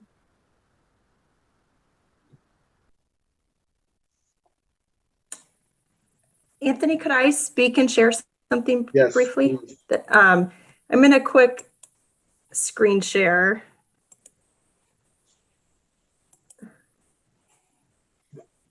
Do you guys see something that says SD submittal or not? Yes or no? I see the schematic design report. Okay, and you see it says soft costs? Okay. Okay, great. Yes. So I just quickly pulled this up to just so that we can as we reflect on this, and I don't think we need to decide today and I can email this out, but this is helpful. I think so what's driving the Peck cost was, 1.45 in demolition and then 1.8 million in abatement. And then look, you do see the building cost is about $1 million more there. And the site cost is like 600,000 more. And then the other big thing though was the swing space of 2 million. And it won't be super pretty, but on the modeling I've done with where different students can go, we could still preserve school communities. If we did a redistrict rezoning for elementary and middle before new middle schools open. So I feel really good about saying the swing space could come off if for Peck. But so I just interesting so that we know if we were to build a new Chestnut and demolish Peck, the piece that the city then would be responsible for is pretty much this 1.5 plus 1.8. So, 3.3 million. I hope I did the math and I didn't embarrass myself on that. I'll just add to that, though, I think it's important to note that if the school department turns over Peck to the city council, it could go up for sale just like Lynch School did. So the city wouldn't necessarily be incurring those demolition costs. Just know that if the city decided to demo the building, it would be a city expense, but the property could potentially be sold like Lynch was. Ms. Weiss, did you still have a question you'd like to ask? May I only ask questions, or is it okay to state my opinion? You may say whatever you'd like, Ms. I know I'm not a voting member, so it's not always clear. That's okay. My name is Wendy. I'm a clinical social worker. I work in Holyoke and surrounding communities. And I just wanted to state my fairly strong opposition because we've heard a lot in favor of the Chestnut site, and I'm not feeling in favor of the Chestnut site. I'm concerned about the density of the population. I love the idea that kids could go right to the library after school or before school possibly, but I don't think it's realistic. And I guess one of the ideas that makes me think that is, for example, the Village Commons in South Hadley is not used by the Mount Holyoke students. So it's right there for them, and they're not the best customers over there. They're not the most popular. So I think the location of Peck is a lot safer for a number of reasons. Of course, there's the traffic study that's been mentioned, but also just the accessibility being a little off. And I understand that means there's more cost in busing services, but it just seems to me it would be much safer for our kids to be at the Peck location. So I just wanted to thank you. Thank you, Ms. Weiss. Mr. Lubold? Thank you.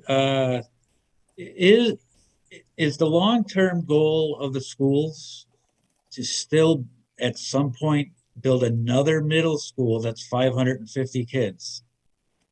We would love that. We would So, love that. so if we know Sure, that, but how would we pay for it? hold on, I'm not talking about doing it today, okay? Because that's why we're all here, because we couldn't do it together. So you have the Chestnut Street site and you have the Peck site, which both can accommodate the appropriate size land for 2 middle schools. But we're in jeopardy of losing one of those, which is Chestnut Street. So where would another one be built is the question. You know, just thinking out long-term, thinking strategically, you know, when we look at our city, you know, where does that next middle school, you know, get built? I don't know where that takes place. Where if we were able to build on Chestnut now, we can bond now and knock Peck down and be ready for that next school. And we're going to knock that down at today's dollars. So it's cheaper today than in 6 years or 8 years. And we'd have a parcel ready to go for that next middle school. Ms. Perella? I just saw that we're past time here. I'm sorry about that. I just to comment, if I may briefly, it's a difficult decision that we're faced with, you know, because you want to look at the potential opportunity in the future, but you have a community to serve today.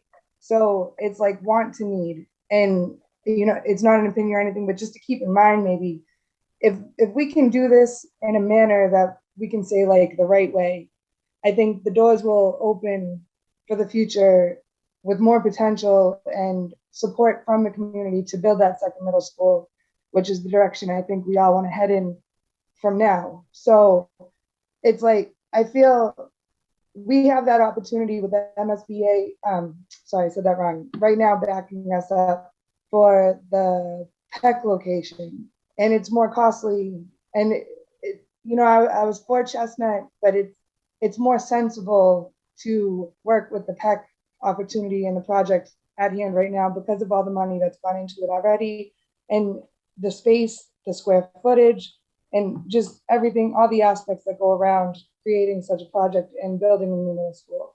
So, I mean, the statement of interest and things, those are important steps. And to keep that ball moving forward and rolling, I think it's just to consider that Peck might be that opportunity to open that door for the future. That's all. Thank you. Thanks, guys. So Erin Linville did mention in the chat that we are going over our time for this particular discussion. However, I think it's like one of the most critical things that we need to evaluate at this point in time. So I am going to take the next 2 hands that are raised, and then I think we should kind of do a show of hands to get a sense of how the committee's feeling overall about the 2 different site options. Whitney? That was Mr. Collmore. Yes. I want you to both look, or everyone look at the schematics of the Peck location and the Chestnut Street location. There's really no room left at the Chestnut Street for expansion. I've looked at this very carefully. We ought to thank the Parks and Recreation Department for us utilizing Crozier Field for phys ed and for practices and for all of athletic things that happen in our school systems. But then when you go to Chestnut Street site, there's no room, outside room in the whole Chestnut Street area for outside recreation. Just a little small piece they put in there because we suggested we have to have a little outside space for students to go outside a while. But look at all of the Peck school area going down, even going down the Dingle and right out to Beach Street that could possibly be used at a future date or even start thinking about it right away. But if you take the Chestnut Street School, all you have to do is go up with it. You can't expand one iota. You can't expand at all. Everything has to go up, up, up, up, up. And is it going to look nice in that area? I go along with the people that saying, sure, it's wonderful for a site like near the library or something like this.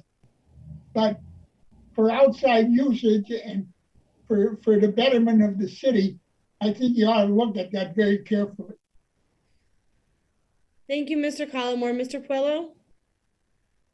Thanks, Aaron. I just wanted to talk about, again, the space available. So we keep talking about tearing down Peck, and I understand everything that's wrong with Peck, but my concern is if we tear it down, how long, you know, how far down are we going to come back and say we need to build another school? Because we're right back where we started. So if we destroy Peck, we're losing the space available. And I can tell you right now, I won't support that. And I'm pretty sure there's a lot of people in the community that aren't going to support going back to square one, where we're essentially going to ask the community to bond for the second school that's going to come down. I mean, in a couple of years, it would have to, because if we close down Peck, it's a 550 student school. So we're losing space, we're losing that capacity, and these schools are going to the children are going to other buildings, right? So what's the plan? I mean, what buildings are coming offline?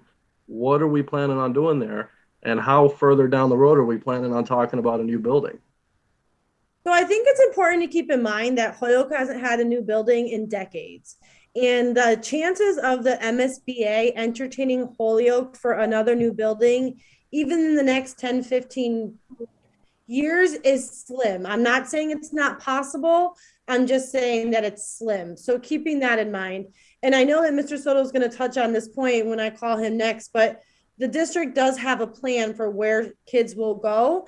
And if Peck was to come offline and sit vacant, then we would have to bring it up to code, which is just cost ineffective because the city would be 100% on the dime for those costs, because the MSBA has made it very clear they will not fund any type of rehab at any point in time for the Peck School building. Mr. Soto? Yeah, thank you. Mr. Puello, I just wanted to, so we have to move to an elementary, middle school, high school model. It's you know, I sound like a broken record. In my opinion, it's one of the biggest reasons that the biggest contributors to us going into a receivership. We have too many buildings, right? You look at Lawrence School, there's only 170 kids there. You look at all of our schools, like there's not, most schools have more students in their building. So we do have to go through a process of redistricting and consolidating our portfolio so that we could offer more programming to kids. If you were listening to the presentation that we made to the joint committee, you know, we have, you know, in most of our grade spans, first grade, second grade, third grade, fourth grade, we have 2 teachers in every grade. And you know, principals are only able to afford, you know, a music teacher and a gym teacher. Whereas if we had 500 kids in an elementary school or 450 kids in an elementary school, you know, you could have more teachers per grade level, more collaboration. Your coaches could specialize in certain grades. You would probably offer more specials. Like, you know, I think about some of the opportunities that other communities have that are actually have bigger elementary schools. You know, their kids are getting music, art, PE, and computers all in 1 week. And, you know, moving and consolidating our schools, moving in that direction is not only going to make the middle school experience better, it's also going to impact our elementary school experience. So I'm not going to go out here and tell you right now which schools are going to close because we have to really study that. But our schools are going to be bigger, right? In terms of the amount of students. We have buildings that have the capacity to fit 400, 500 students in them, and there's only 200 students in them. So we got to go through that process of redistrict. It's going to be messy. It's going to be ugly. It's going to be a hot topic in the community. And I want to reiterate that this isn't new. This isn't something that, you know, Anthony Soto and his team is thinking. This is something that we already started doing. Dr. Zreich heard loud and clear when he first came into the community that we need to move to an elementary, a middle, and a high school model. And we've started to do that. We have Veritas, the Veritas partnership. They're running a middle school. STEM, you got Sal Kanata here, who's the principal at STEM. We've taken 3 of our K-8 schools and brought them offline. Like, so there is a plan for likely 2023, not next school year, but the following year, for us to redistrict and consolidate our portfolio of schools. I'm not going to sit here and tell you, we have to go through that work and figure out which ones are the right ones that we're going to take offline. But that also means that whether we get a new building or not, we want to move in that direction. So that might mean Sullivan becomes a middle school, or Ian White becomes a middle school, and other schools turn into elementary schools. But we're moving in that direction, whether we get a building or not. So it's nice that if we could get a brand new building, I think our students deserve it. I don't think we've had a new school since 1987, I believe. Which 89. is Sorry. 89. Is that Yeah. when Dean was okay? So 1989, we haven't had a new school. And our kids deserve it. But yeah, you're right. It's not going to be ideal, but yes, we're gonna move kids. Schools are going to change. Could be Sullivan. So if we build a new school, and that's a new middle school, one of our other buildings is going to be a middle school, and we don't want it to be Peck. So we're adamant that whether we build at the Peck site or the Chestnut site, Peck's not going to be the site where we run a middle school. It's not conducive to learning. It's not safe.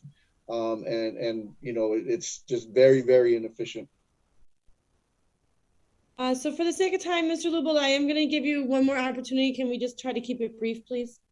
It'll be very brief. The $500,000 that the school department is going to contribute to pay towards the bond only occurs if Peck is closed. So if we keep Peck open and build at Chestnut, the school department does not kick in $500,000 towards the bond. And the taxpayers, we're all footing that bill because the expenses are so high at Peck. I just wanted to point that out. I think that's getting kind of lost here in the shuffle.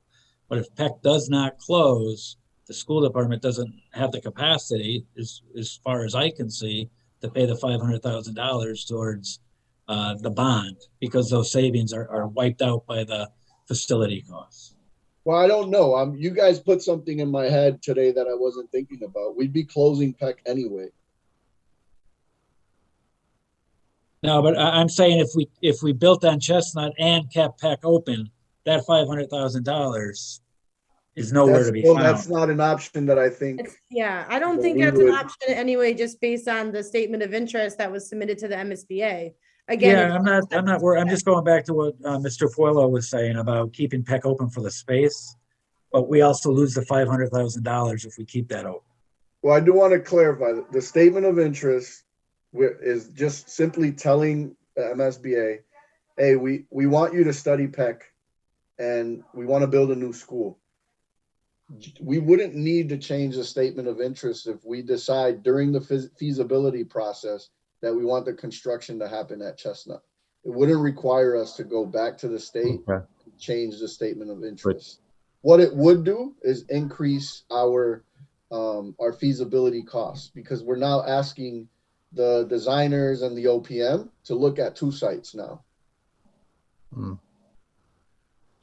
Okay, so I think it's important at this time to either take a formal vote or just take a consensus if we want to get an idea of how everybody in the committee is feeling leading towards one site or the other. Coming up next in the agenda, Aaron Linville will be going over the numbers that were submitted to us by the OPM and the designer to potentially rehire the same ones and enter into this process. So I just think it's important for conversations moving forward to get an overall consensus of what everyone's thinking. I personally don't think that it needs to be a do or die formal vote at this point. I think just as a survey type of vote to get an idea, and if there's an overwhelming consensus that we're leaning one way or the other, then maybe it is time to put it to a formal vote so this committee can dial in its focus. So Aaron, if you could put back on the screen where I can see mostly everybody's hands at once. I'd like to see a show of hands who, as of right now, is just in their gut feeling that they're in favor of the Peck School site to build a new middle school on. Sorry, Jackie, could you stop the screen share right now? Sorry, and then we'll go back on it. Sorry. Thanks, ladies. So show of hands if currently, now again, this is for voting members only, if you're currently leaning towards the Peck School site.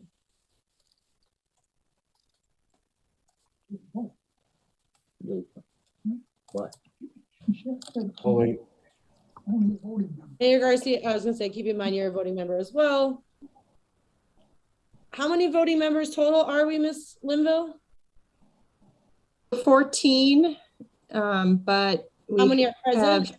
I believe we have 12 present. I believe just Efren and Peter are missing. Okay.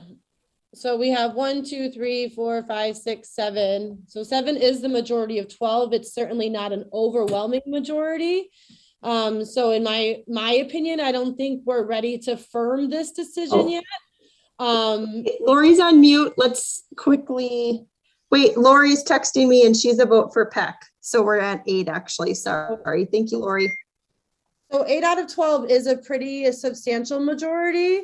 So I'd like to entertain a motion that we take this to a formal vote. So what that means is basically somebody would be able to say so moved, and then we could take a formal vote on it if somebody was interested. And then once it gets moved, we would open it back up for discussion. If I could just real quick ask the receiver, I mean, this might affect people's vote. If I could ask him to clarify on Mark's point with the 500,000, because I think I asked that question at the beginning of the presentation, and the answer was yes. So if maybe he could clarify on that. Yeah, I'm committed. If we got a new building, we're going to figure out a way to contribute 500 grand. That's why, you know, that's what I said earlier, and I stand by that comment. Thank you for that, Anthony. So just so everybody understands, we would get that 500,000 if we build a Chestnut. Thanks a lot. So would somebody like to move on that motion? I think Callamore is moving on the motion, if I'm not mistaken. So with all due respect, Mr. Collmore is not a voting member, so he can't make. Sorry. So Sal, do I hear a motion on the floor? I will make a motion that we move forward with the Peck site. All right, so second that motion. Thank you, Ms. Linville. Can we do a roll call vote on this, please? I think it's important to have an accurate count. Before we do a roll call vote, It goes to discussion, right? Sorry. There's going to be no further discussion. I apologize. You're correct, Mark. It should go to discussion before we formally vote on it. I would just like to encourage that we keep the discussion brief because we have spent the last hour discussing this exact thing. Go ahead, Mr. Linville. You go first. Tell me what exactly I'm voting on. Are we going to not discuss Chestnut Street whatsoever? Because personally, I don't feel that I have enough information to vote on either. And I don't think we even need to vote yet on which school we're going to look at or which site. I think there was a lot of information presented today that maybe we go back and we look at a few different things. How does it fit into the city's plans for that neighborhood? Do we want 2 middle schools at some point? Do we have another site for a second one if we only build on the Peck site and the Chestnut Street site is gone? You know, there's some things to consider, I think, that go kind of beyond making a very quick vote tonight. That's just my personal opinion, and I would just hate to cut off any discussion or further study if we just say tonight, no, let's just go to this one location. So on the overwhelming majority of 8 out of 12, we opened it to the motion. So currently that's the motion on the floor, so we can continue discussion on that. Raina, you had your hand up next. I was going to agree with Mark here. We need more information on that to make a good decision. And I think our decision right now should be on the feasibility and how much that will cost. So if we're putting forward for one site Peck, and this is what they're telling, the OPM is telling us this is what their estimate cost is, can we raise it a little just for that Chestnut site? Is that a possibility? So I think that's my discussion. Thank you. Mr. Soto? Yeah, I think the question of whether to do Peck for Chestnut is exactly what Raina said, is like, do we ask the city council to appropriate for a feasibility study based on a smaller dollar amount? Or do we say, like, you know what, we might want them to look at 2 sites, so we're going to ask for a lot more or a little more money in the feasibility appropriation. The MSBA isn't asking us to make a decision right now on a site. Like, if we look at 2 sites, the feasibility study is going to cost more money. If we only look at 1 site, we have the dollar amount to be able to go to the city council and say, look, we already know that a feasibility study looking at 1 site is going to cost us this much money. Aaron, do we know how much that is? No, I really think that we should go back to the designer and OPM if we decide to use them and see what they think. And we also have a meeting with, Josh hasn't even met with the MSBA yet. I'd be curious what their thoughts on this are. I don't think we have to vote right now. Yeah. Well, you have to vote. I'm not a member of the vote team public. That was just my point. Like, I don't know, like, no one. Sorry. That was just the point I was trying to make, is that, like, the MSBA isn't, at this point in the process, we're not being asked to pick a site. At this point in the process, if we want this project to move forward, we need the city council to appropriate money for a feasibility study. That feasibility study will be cheaper if we only explore 1 site. It'll be more expensive if we explore 2 sites. I get that, though, and Dave and Jess are up too, but I just want to say the agreement expires the 13th, so that's why I just need that consensus, because and it doesn't guarantee, because let's say we do want to go with the Chestnut Street site, doesn't guarantee it. I still have to have that conversation with Mainville, but it'll be helpful for us as far as that. Am I going to spend time having that conversation and trying to quickly get an extension? Or can I just put this to the side and move forward with the Peck? If the Peck Right, side, which is why that's why the vote's important. Which is why I thought it was important that we put it to a consensus vote and then potentially a full vote, because I think 4 out of 12 people leaning Chestnut. I mean, I don't want to speak for the committee or for the mayor, but like Mr. Garcia said, he wanted to feel a very strong consensus for the committee for him to say to the housing authority that, we still want this. So please wait for us. So, Mr. Yost?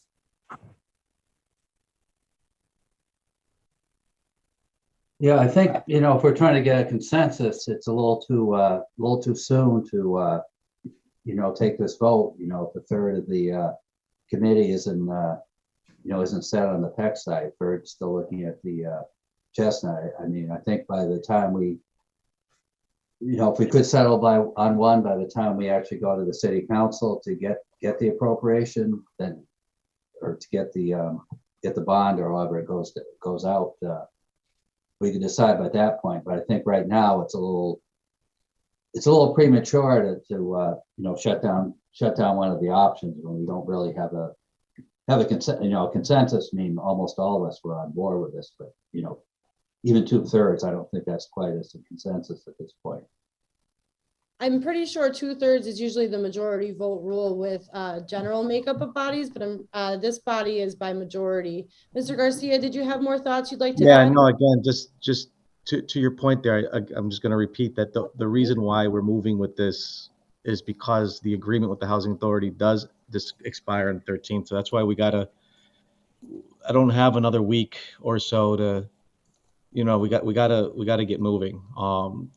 So that's why and I feel strongly enough with the numbers, if the majority of this group feel strongly about Peck, that's a good sign to me that, we can go forward one way or another here. Ms. Ward? Thank you. I raised a question in the chat. If we got the extension from the housing authority, what does that get us? Don't we have to actually buy the land in order to be guaranteed that we could build a school there? It seems that even getting the extension leaves us, it feels like it doesn't. So I think I really favor go for Peck and streamline the process and get it moving. So Ms. Lorenzi, I'm going to give you last comment and then we're going to vote on the motion as it stands. Well, I just had a question. So if we were on the feasibility study, we go to this council with a certain amount. If we don't use some of those expenses, does the appropriation go back to the city? Or what happens to that excess? Just because if we're asking for a little more, because the way I see it, we're not getting a lot of information and we're getting all dumped information on this one meeting. And we want to make a quick decision. Like, again, we find out we have an extension, but I mean, a deadline of the 13th in December, but there's some time there to ask, do we want to, feasibility, do we want to get a little more money to just entertain that? Because before this, we had 2 sites. Now, yesterday, you get the information that we don't have the 2 sites. There's going to be a termination date. So if we can get the extension, if we can get the funds, if there's extra, if the funds aren't used, can we give it back? Does it, there's more questions than answers here, I feel, but. The answer is yes. If we don't use money that the city council gives us for feasibility, it does go back to the city. So I just want to make a point clear just on structural mechanisms of a formal meeting. So we can vote on the motion at hand, of course. Somebody can chime in at any time to say amend a motion, to table a motion.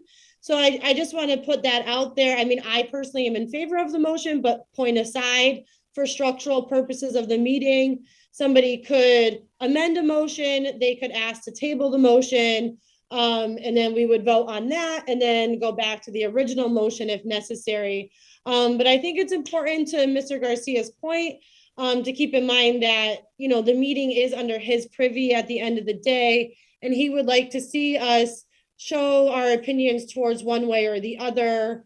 So that way he knows if he should rally the housing authority or not. I think if the majority opinion was in the other direction, it would be in his favor to rally the housing authority. Mr. Lubold, I see your hand. I was just going to make a motion that we table it pending the housing authorities, finding out the housing authority's willingness to extend it out. I just think there's a lot to look at to just close the door right now tonight. I mean, a lot of stuff was brought up. In all fairness, we get a dump on Monday of 1 million documents to look at. And ideas come up and, different ways of looking at things come up. And I think some of the ideas presented tonight maybe gave some people to maybe look at the project a little differently and how it does fit in the community. Okay, and so believe me, we're going to get rid of Peck. Don't worry about that, but I think what site do we build at? And what's better for the community, maybe brings economic development. There's a whole host of things that I feel can come along on it and piggyback, going into the future. That's all. So on the motion to table the current discussion, can we take a roll call vote, please? So just for clarity, folks, if you vote in favor, you're basically saying that you don't want to vote on this right now, and we will continue the discussion at a later date. If you vote no right now, you're voting to go back to the original motion, which would be to choose the Peck location. So on the motion to table the discussion, I would like a roll call vote, please. Erin? Okay, so table discussion. Josh?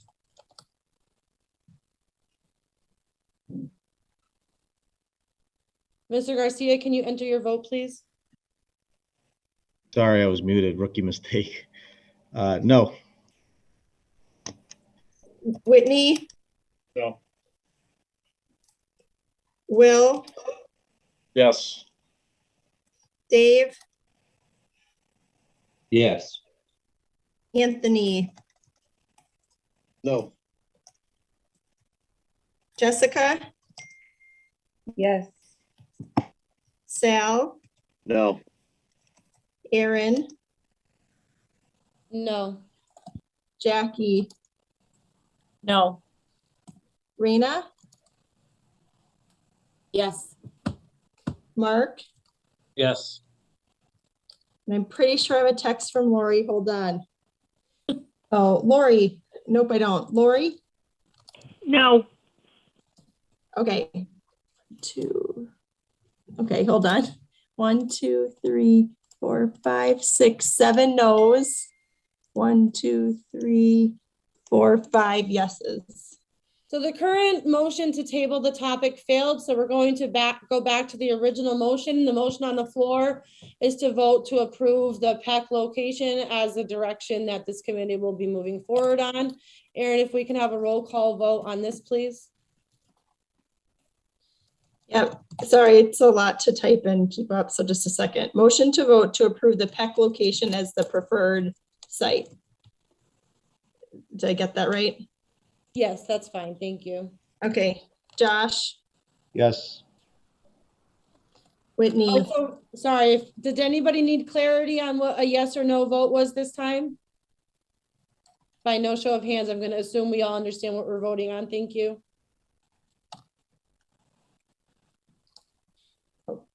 okay, Whitney, Yes. Will, No. Dave, No. Anthony, Yes. Jessica, Yes. Aaron, Yes. Jackie, Yes. Raina, No. Mark, No. and then Lori. Yes. Yes, okay. 1, 2. I wasn't asked. Oh, sorry, Sal. You guys should Yes. hire a different note taker. Sal, yes? Yes. Or feel free to hire a different note taker. 1, 2, 3, Don't 4, say 5, that. 6, 7. I think I got 8 no's. Hold on. 8 no's. So Or it's- sorry, it's 8 yeses and 4 yeses and no's. 4 no's. So the motion was approved to have a consensus of this committee is moving forward on the Peck location. Thank you all for your very detailed dialogue on this. Aaron, if we could move to the next agenda item, please. Yeah. Sorry, I just wanted to say, and I know the discussion was long, but I just want to let you guys know how much I appreciate everyone taking the time to have that discussion, because it is important to listen to folks' concerns. I felt what I saw here, what happened, I think that was great. People, took time to hear it out. We made our agreements in formality. We're moving forward. I know the meeting's a little long, but every minute and every second of your time that you're spending on this, I just want you to know how valuable it is and how great that it's a little bit bureaucratic, but it's important because we are a community and it's important for us to hear each other out as we try to figure this out moving forward. So I just want to let you know that I appreciate that and thank you. Thank you, Mayor. Jackie, could you screen share for us? I'm going to err on the side of quick, so slow me down if you want me to. Thanks for taking this survey. I had 13 people take it. 10 were very interested in using the same OPM and 3 were somewhat interested. Should we use the same designer and architect? 8 were very interested and 5 were somewhat interested. It's notable that for neither, that not interested and unsure were options and they were not selected by anybody. What do you need to know to make this decision? Is there a financial advantages to continuing with them? Or is it a matter of familiarity? It's both. We need a firm pricing projection. That'll be the next slides. Will other locations and options be considered? We talked about that tonight. Is it possible to be more sustainable and eco-friendly with another architect? I'm not sure, but they are very eco-friendly. So I think if we want to be more eco-friendly, and I think we were already meeting like LEED certification and stuff, we could work with them. And can we review the Chestnut plans more closely? There's the link. When should this group vote on whether or not to use the same OPM? Would be 11 said that we should vote today. 2 said we should vote in January. I did not specifically ask the question, should we vote to use the same architect today? Next slide.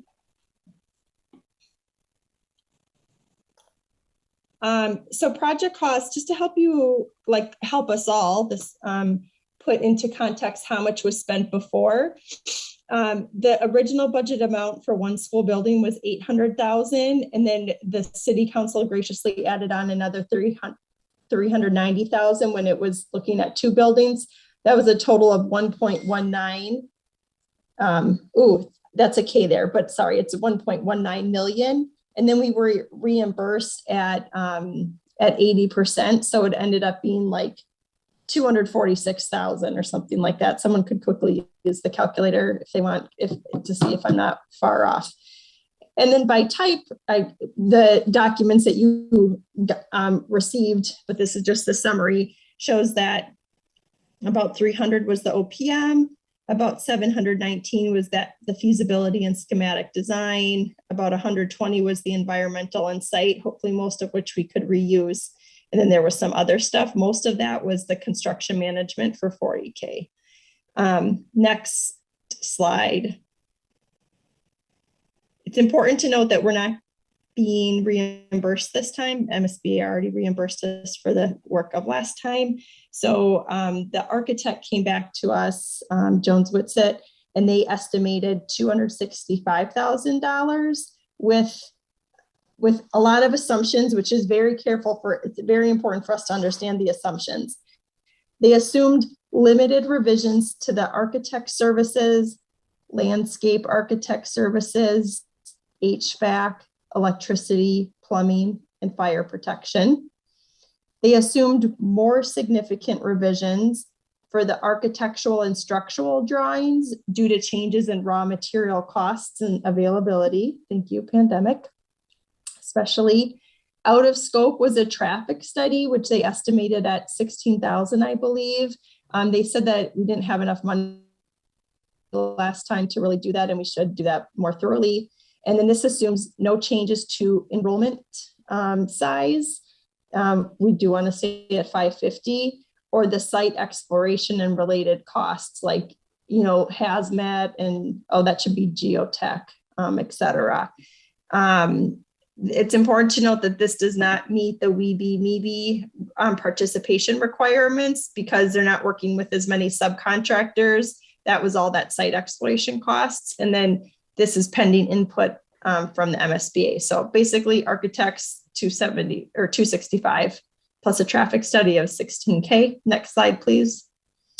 Erin, if I may, before you please. go to the next slide. If we're more or less using the Peck location, more or less in the same manner as what we're currently using it for, do we need a traffic study? Do we really need a traffic study to tell us that we're going to have the same amount of buses, the same amount of cars coming in and out of the location? I just wonder if that's $16,000 that can be saved somewhere. And then my second question to you, ultimately, just because of the nature of what I do for a living, is this negotiable at all? With the traffic study, I think I would need to refer back to the email about it. Unless Whitney wants to chime in. Chestnut Street site. What, Whitney? That I do believe that pertained to the Chestnut Street site. Oh, I thought it also did for Peck. I can quickly look on it. And then I don't know about negotiating. I do think I feel like they're putting forth their best effort because they do care a lot about this project. I don't know really. And when we're coming, if you remember kind of the original estimate that if we were to start from scratch was $1 million, probably. This number, when we get in a couple pages, is going to be less than $500,000. So I don't think there's room to negotiate. I don't really know. This estimate is based on you can ask for a schedule of values. It's based on an hourly apportionment that they have determined. As yet, we do not know exactly the specifics that the MSBA will require. So if you watch those hours and you have a schedule of values, which could be more fine-tuned, you can perhaps dial it in a little bit. So I just wonder if I could ask for a schedule of values and, you know, and just find out like if we don't need them for as much as what they think we might, if it could be adjusted. There's no crystal ball big enough at this time. That's fair. All right. I guess the main question then would be the traffic study. If we could eliminate that cost, again, just simply it would appear that we're doing the same thing with a site that we're currently using it for. So if maybe there's any availability to remove that. Did anybody else have questions on this slide before Aaron continues? All right. Thanks, Ms. Linville. Yep. The next slide, please.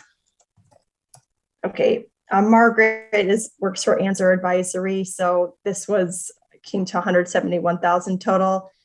The high level cost estimate's 143,000. You guys got the schedule. I sent it out yesterday. It's all based on number of hours worked and their billing fee. And then she said plus $26,000 if we, meaning Answer, does 2 estimates for the overall project cost, which was required last time around. I believe Fontaine did the other overall project cost. So anyways, if it's not Answer that does it, someone needs to do a project cost, a second project cost. So, and this because compared to $300,000 last time. So 171 instead of 302. Next slide. The next slide, which you guys also got, shows like all the assumptions that it went into this. So it's just, we'd have to pressure test this with the MSBA mostly, that MSBA accepts the schedule, doesn't require some things. And then that meetings continue on Zoom. Next page, please. So the next slide just shows the total summary of costs. I just added up all those numbers I told you, which was 452,000 with a lot of caveats. So I'm happy to open it up to questions. I will say everything I know is what I said to you for pre-reading material. So I'm not sure if I'll be able to answer all questions, but we could capture them and get back to people. So just to reiterate, the one question I would have would be the necessity, there we go, the necessity of the traffic study.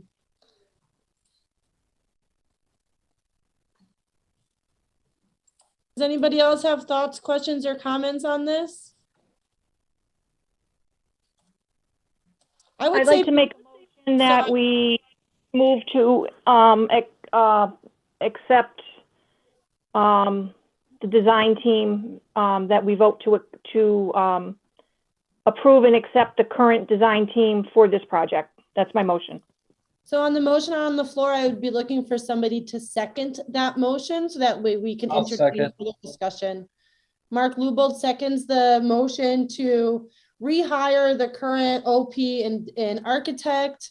We're going to open for discussion on the motion. Would anybody like to comment or discuss this motion?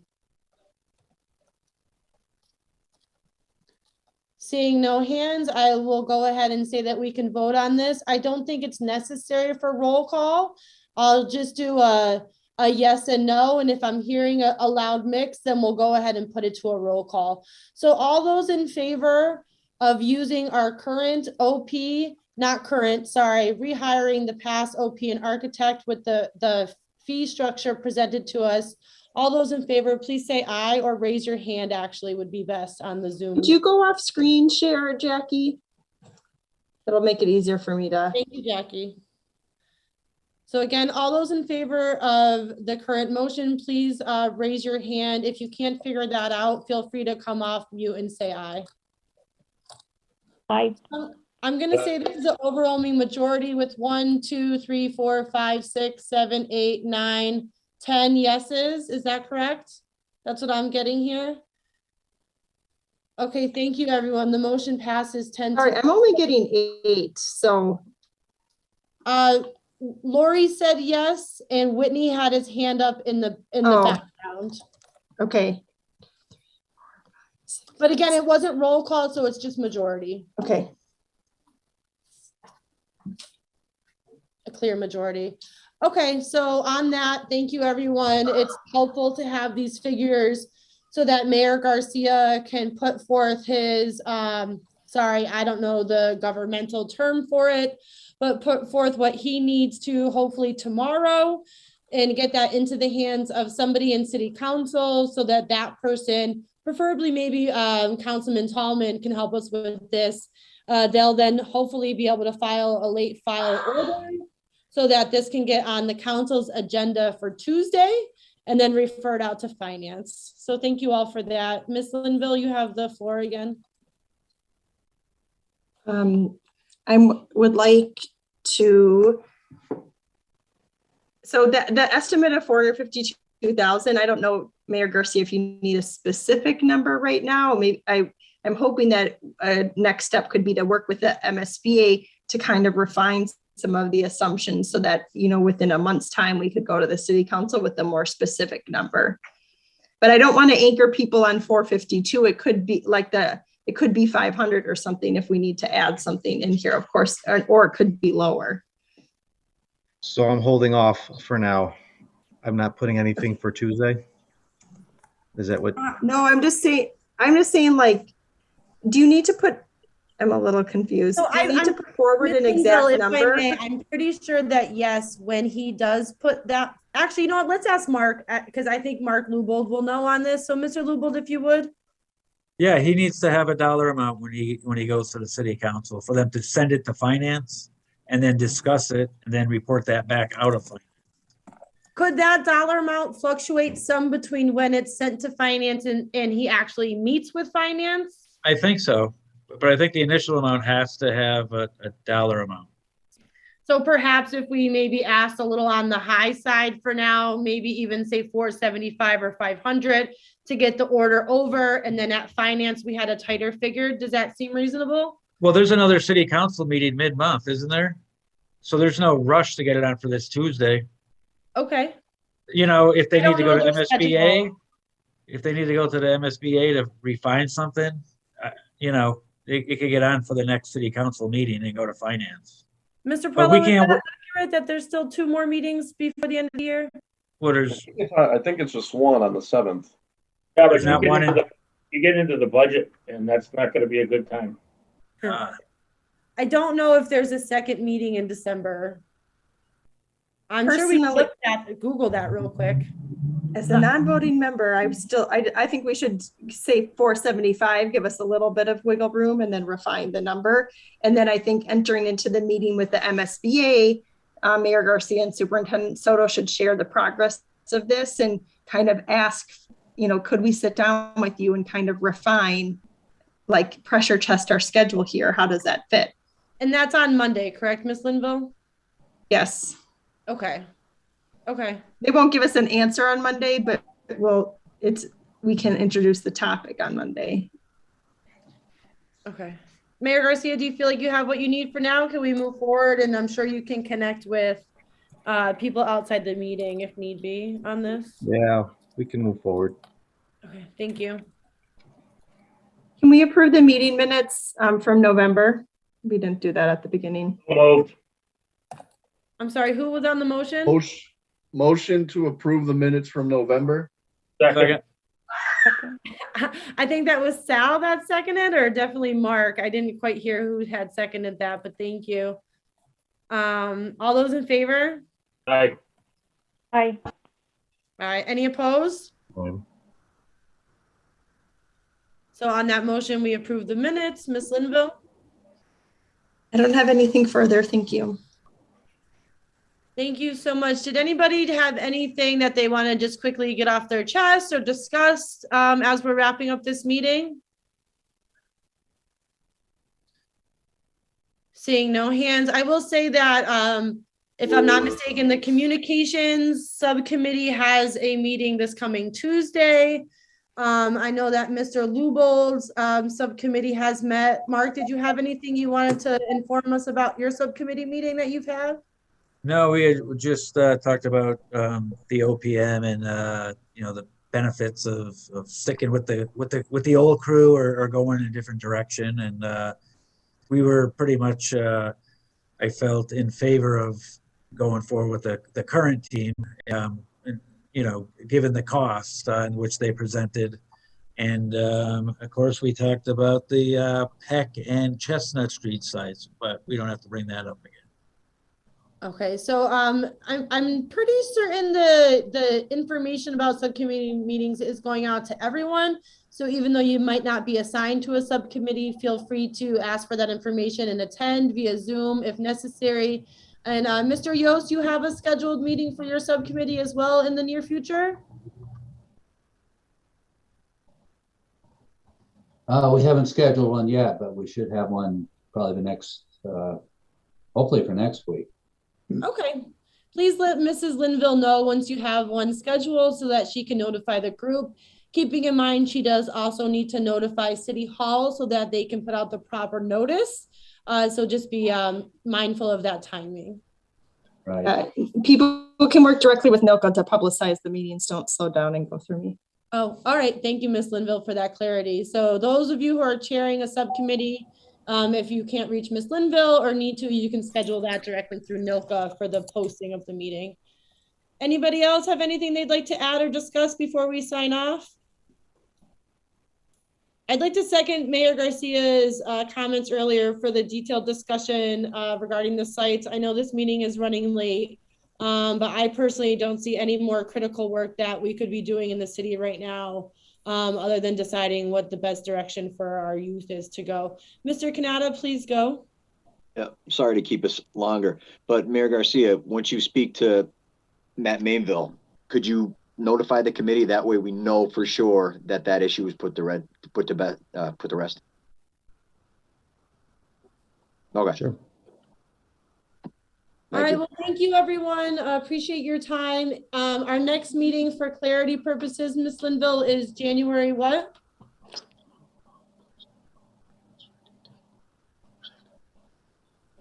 They're the first Thursdays of the month, except for we moved it back a week because of the Three Kings holiday. So it'll be January 13th. January 13th. And I think it's fair to say that we might want to see on that agenda a further discussion of whether or not we need to meet more frequently. I know that that was brought up this evening. All right. Thank you, everyone. We'll see you on the 13th. Have a wonderful holiday.